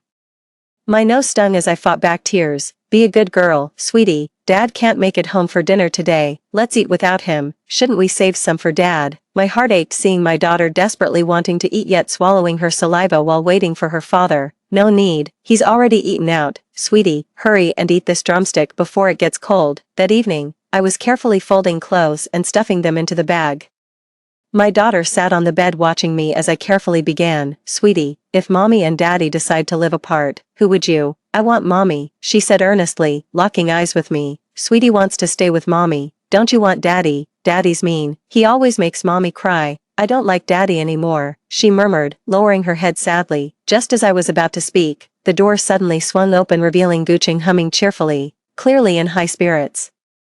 Noticing me packing clothes, he sneered, what's this, packing up to run back to Mommy? Figures. After pulling such a stunt, anyone with shame would want to disappear for a while. Watching his shameless act made me physically ill. What on earth had I ever seen in such a man? That face is the only decent thing about them, absolutely worthless otherwise. Without a word, I pulled some papers from the nearby desk and had him sign them, sitting in his chair. He took the papers and examined them carefully. What's this? Some school documents and benefit forms that require your signature. All the papers above are normal documents, only the bottom one is a divorce agreement. Gucheng flipped through them casually, looking at me with a smirk. You really should learn to read. An illiterate woman who can't even sign her own name needs my help, and you think you're capable of divorcing me? How would you even survive without me? He's always looked down on me like this, acting as if I'm illiterate in his eyes. But if he'd bothered to look closely, he'd have seen my signature at the bottom of that page. Gucheng scribbled his signature hastily before heading off to shower. Early next morning, I bid farewell to everyone at the canteen and stopped by the co-op on my way back to grab some snacks. As I passed by Manning Luo's house, I heard the sound of a man yelling and a woman crying inside. Curious, I walked in and peered through the window, only to see Manning Luo with disheveled hair lying on the ground, her pale face streaked with tears. A man who looked to be in his late 30s viciously kicked her, shouting, "Divorce me, and you ran to this godforsaken place. Did you really think I wouldn't find you? You wouldn't find me. You really are quite the social butterfly, always having some young guy to support you wherever you go. How despicable." Romaining. Don't even mention losing a child for me. I don't even know if the baby in your belly is mine. I only noticed Gucheng now. He was standing in the corner, almost invisible if you didn't look closely. He, who always valued Romaining more than anything, was actually hiding in the corner at this moment, not going to protect the one he cherished so much. Woman, I watched the scene, feeling an indescribable mix of emotions. Gucheng, aching, take me away quickly, he's a madman, he's insane. He'll kill me. Luo Menying struggled fiercely, crawling towards Guqing. Guqing remained utterly indifferent, even attempting to leave, only to find his path blocked by the man. It seemed deliberate, like he was being prevented from exiting. Who are you calling insane, you worthless slut, that desperate for men? Take a good look at this pretty boy. You think he's got the guts to step up, still believe he can protect you? He's nothing but a coward. The man dragged her backward by the ankles. My sharp eyes instantly caught the pool of blood spreading beneath Menying. It's likely that the miscarriage hasn't fully healed yet, and now it's been exacerbated by the violent kicks. If this continues, someone is bound to get killed. I hesitate, as it was Menying who caused all that has happened to me, but without her, could Guqing really settle down and live a good life with me? No way. Someone as selfish as him has always only loved himself. I made up my mind and kicked the door open with a single forceful kick. The old, dilapidated wooden door instantly collapsed, landing on the man's back. He winced and glared at me. Who are you? I advise you not to meddle in other people's business. Guqing looked at me in disbelief, while Luo Menying watched me approach with a complex expression. I shouted at Guqing, why aren't you taking her to the hospital? Do you want to watch her die in front of you? Guqing seemed to snap out of a daze and rushed out, carrying Luo Menying. You idiot, I've never seen anyone as stupid as you. You're even worse than Menying, actually wanting to save your husband's mistress. Truly a sight to behold. I stepped on his fingers as I walked away. I've already called the police. Guqing didn't come back all night. He must have a lot to deal with right now. Early in the morning, I packed up all the valuables I could carry from home, held the child, and left. Who knew that as soon as I arrived at the station, I saw a tall figure waving at me. I walked up, and upon recognizing the person, I exclaimed in surprise, Zhou Yang, why are you here? Didn't we agree that I would come to Beijing to find you? The man in front of me shyly scratched his head and grinned. Sis, I just didn't want you to have trouble traveling with Tian. Anyway, dinner, the shop's being watched. So I figured I'd swing by to give you a ride. I chuckled helplessly, feeling warmth and gratitude well up inside me. Without him here, managing both the kids and all these belongings alone would have been downright difficult. Watching him carry my luggage toward the station entrance, I followed close behind as we entered together. He took care of all the eating and drinking on the way, and the dry rations I brought didn't come in handy at all. It took us 2 full days and nights to get there. As we stepped out of the station, we looked at the houses, streets, and the fashionable outfits of the people on the road. It felt like we had entered another world. I looked down at my own clothes and sure enough, I looked like a country bumpkin. Tian excitedly looked around in all directions, exclaiming, this place is so beautiful, Mom, I love it here so much. I smiled at her words, determined in my heart, since my child loves it here, I must make this place my home.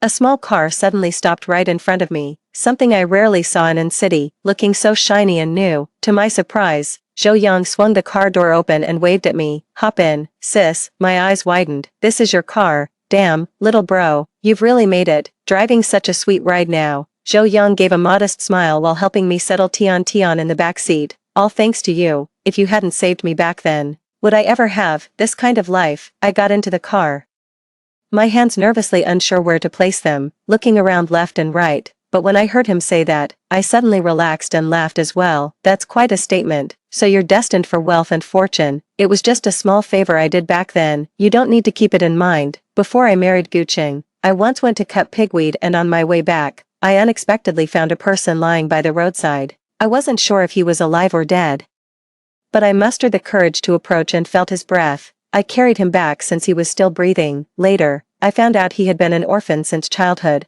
always struggling outside. He got cheated in business and ended up here. He had been starving for a long time and was injured, so he stayed at my place to recover. Sometimes, when he felt better, he would help me with work. He fixed all the leaks in the roof at my house. Those days were the happiest I had before getting married.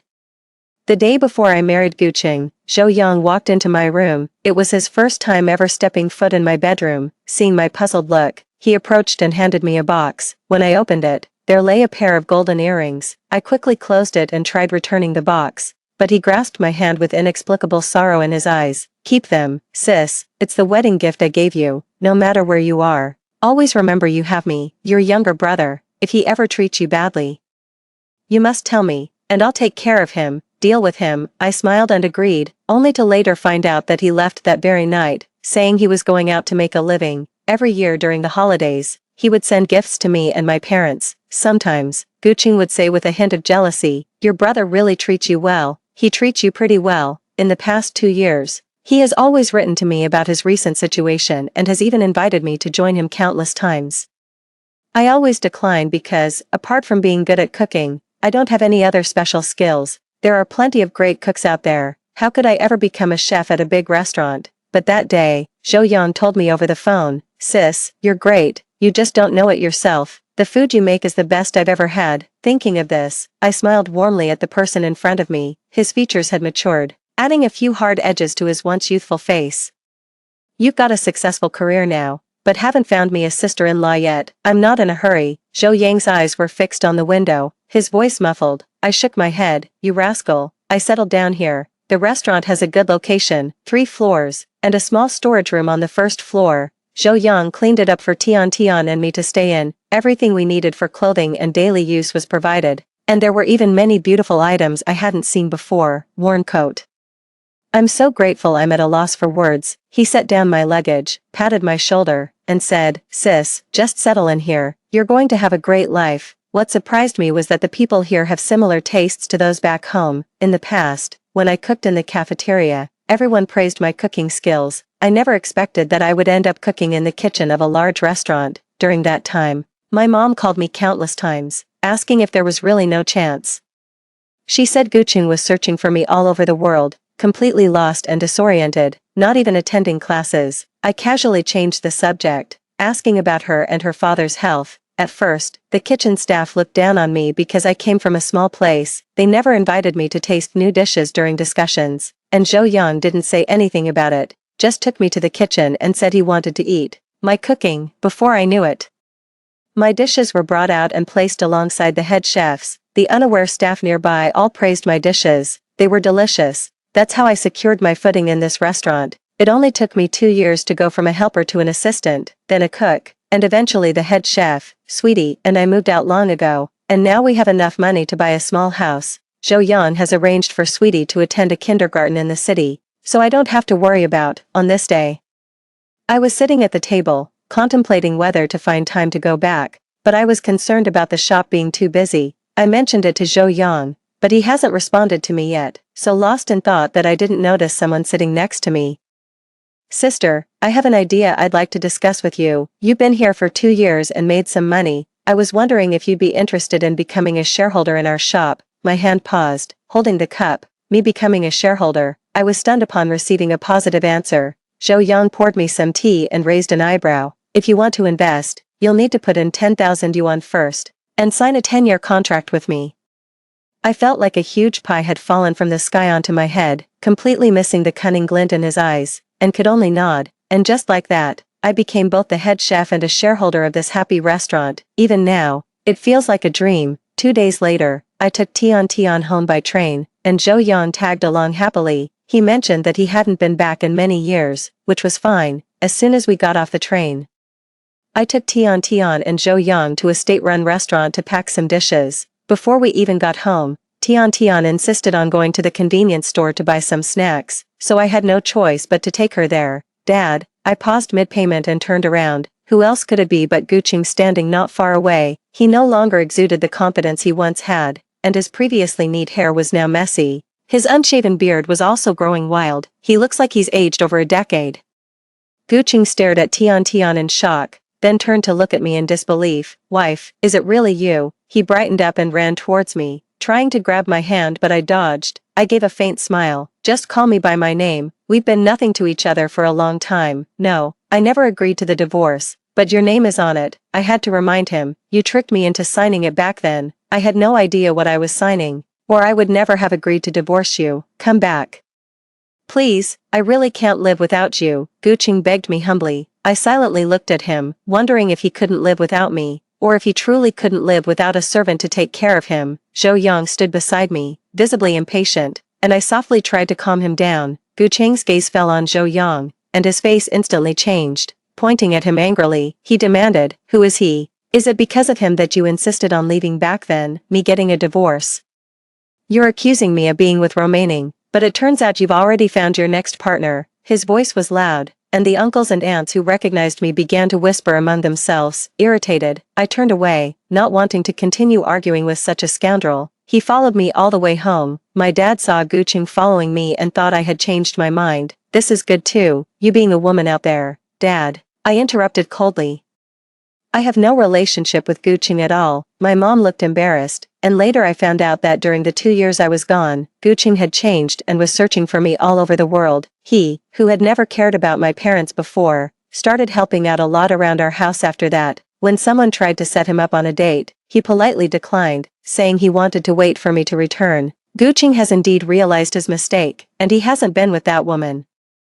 Has he not been with that woman, or did she dump him after realizing he was selfish, cold-hearted, and unfaithful? I impatiently said. If they had been together back then, this wouldn't have happened today. Gucheng has always been a self-serving person. My mother was about to persuade me again, but I picked up my luggage and said, Mom, if you say anything more, I'm leaving. All right, dear, you should also say less. I think Niu Gui is doing quite well like this.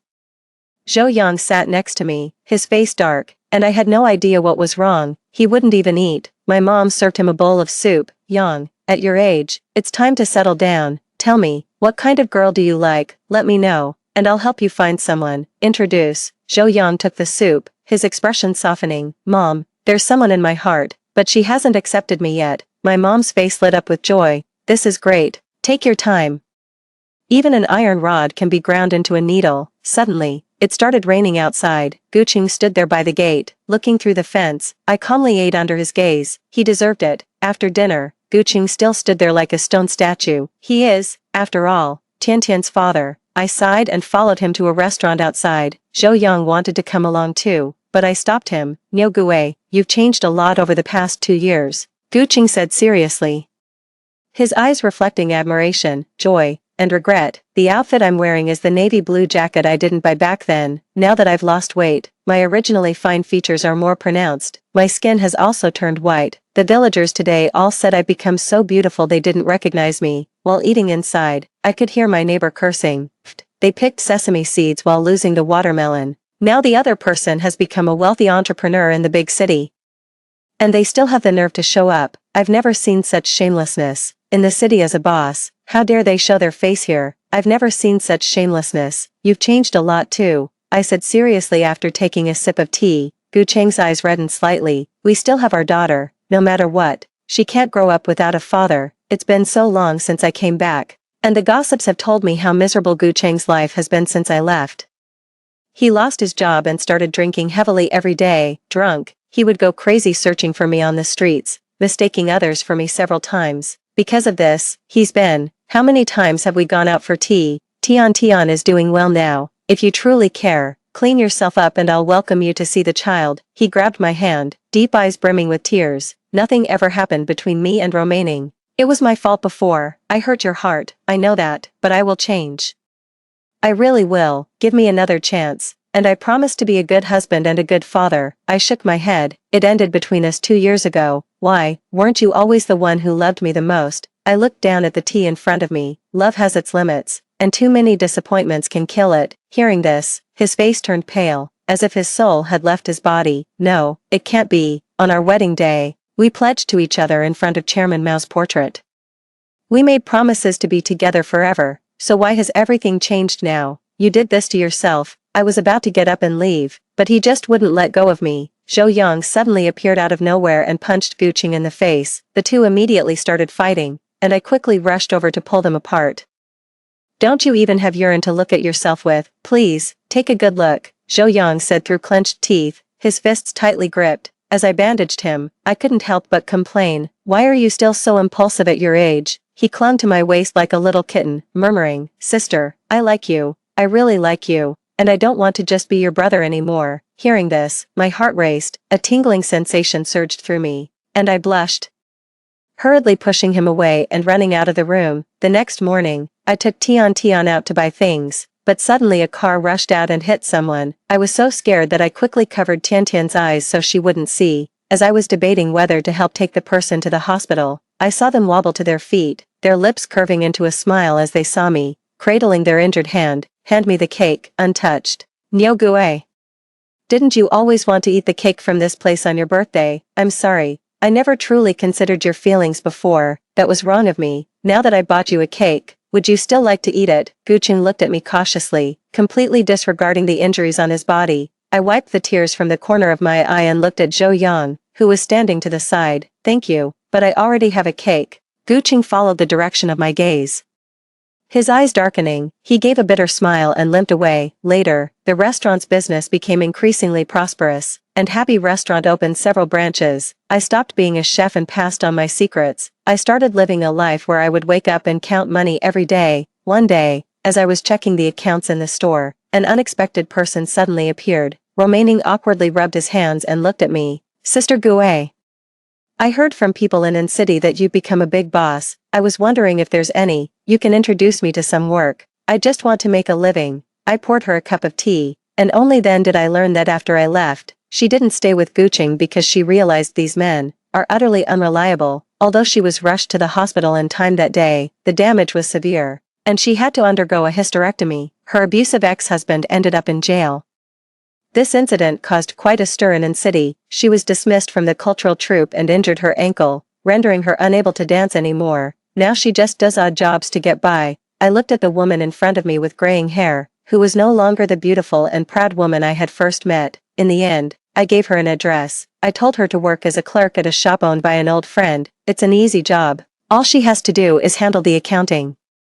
You're still so kind and soft-hearted. Zhou Yang draped a coat over me and pulled me up to get ready to pick up Tian Tian. I smiled gently, looking at the man who was now my husband. Because I have you. That's the end of today's story. If you enjoyed this video, please give it a like and subscribe. If you have any suggestions, feel free to leave a comment below. See you in the next video.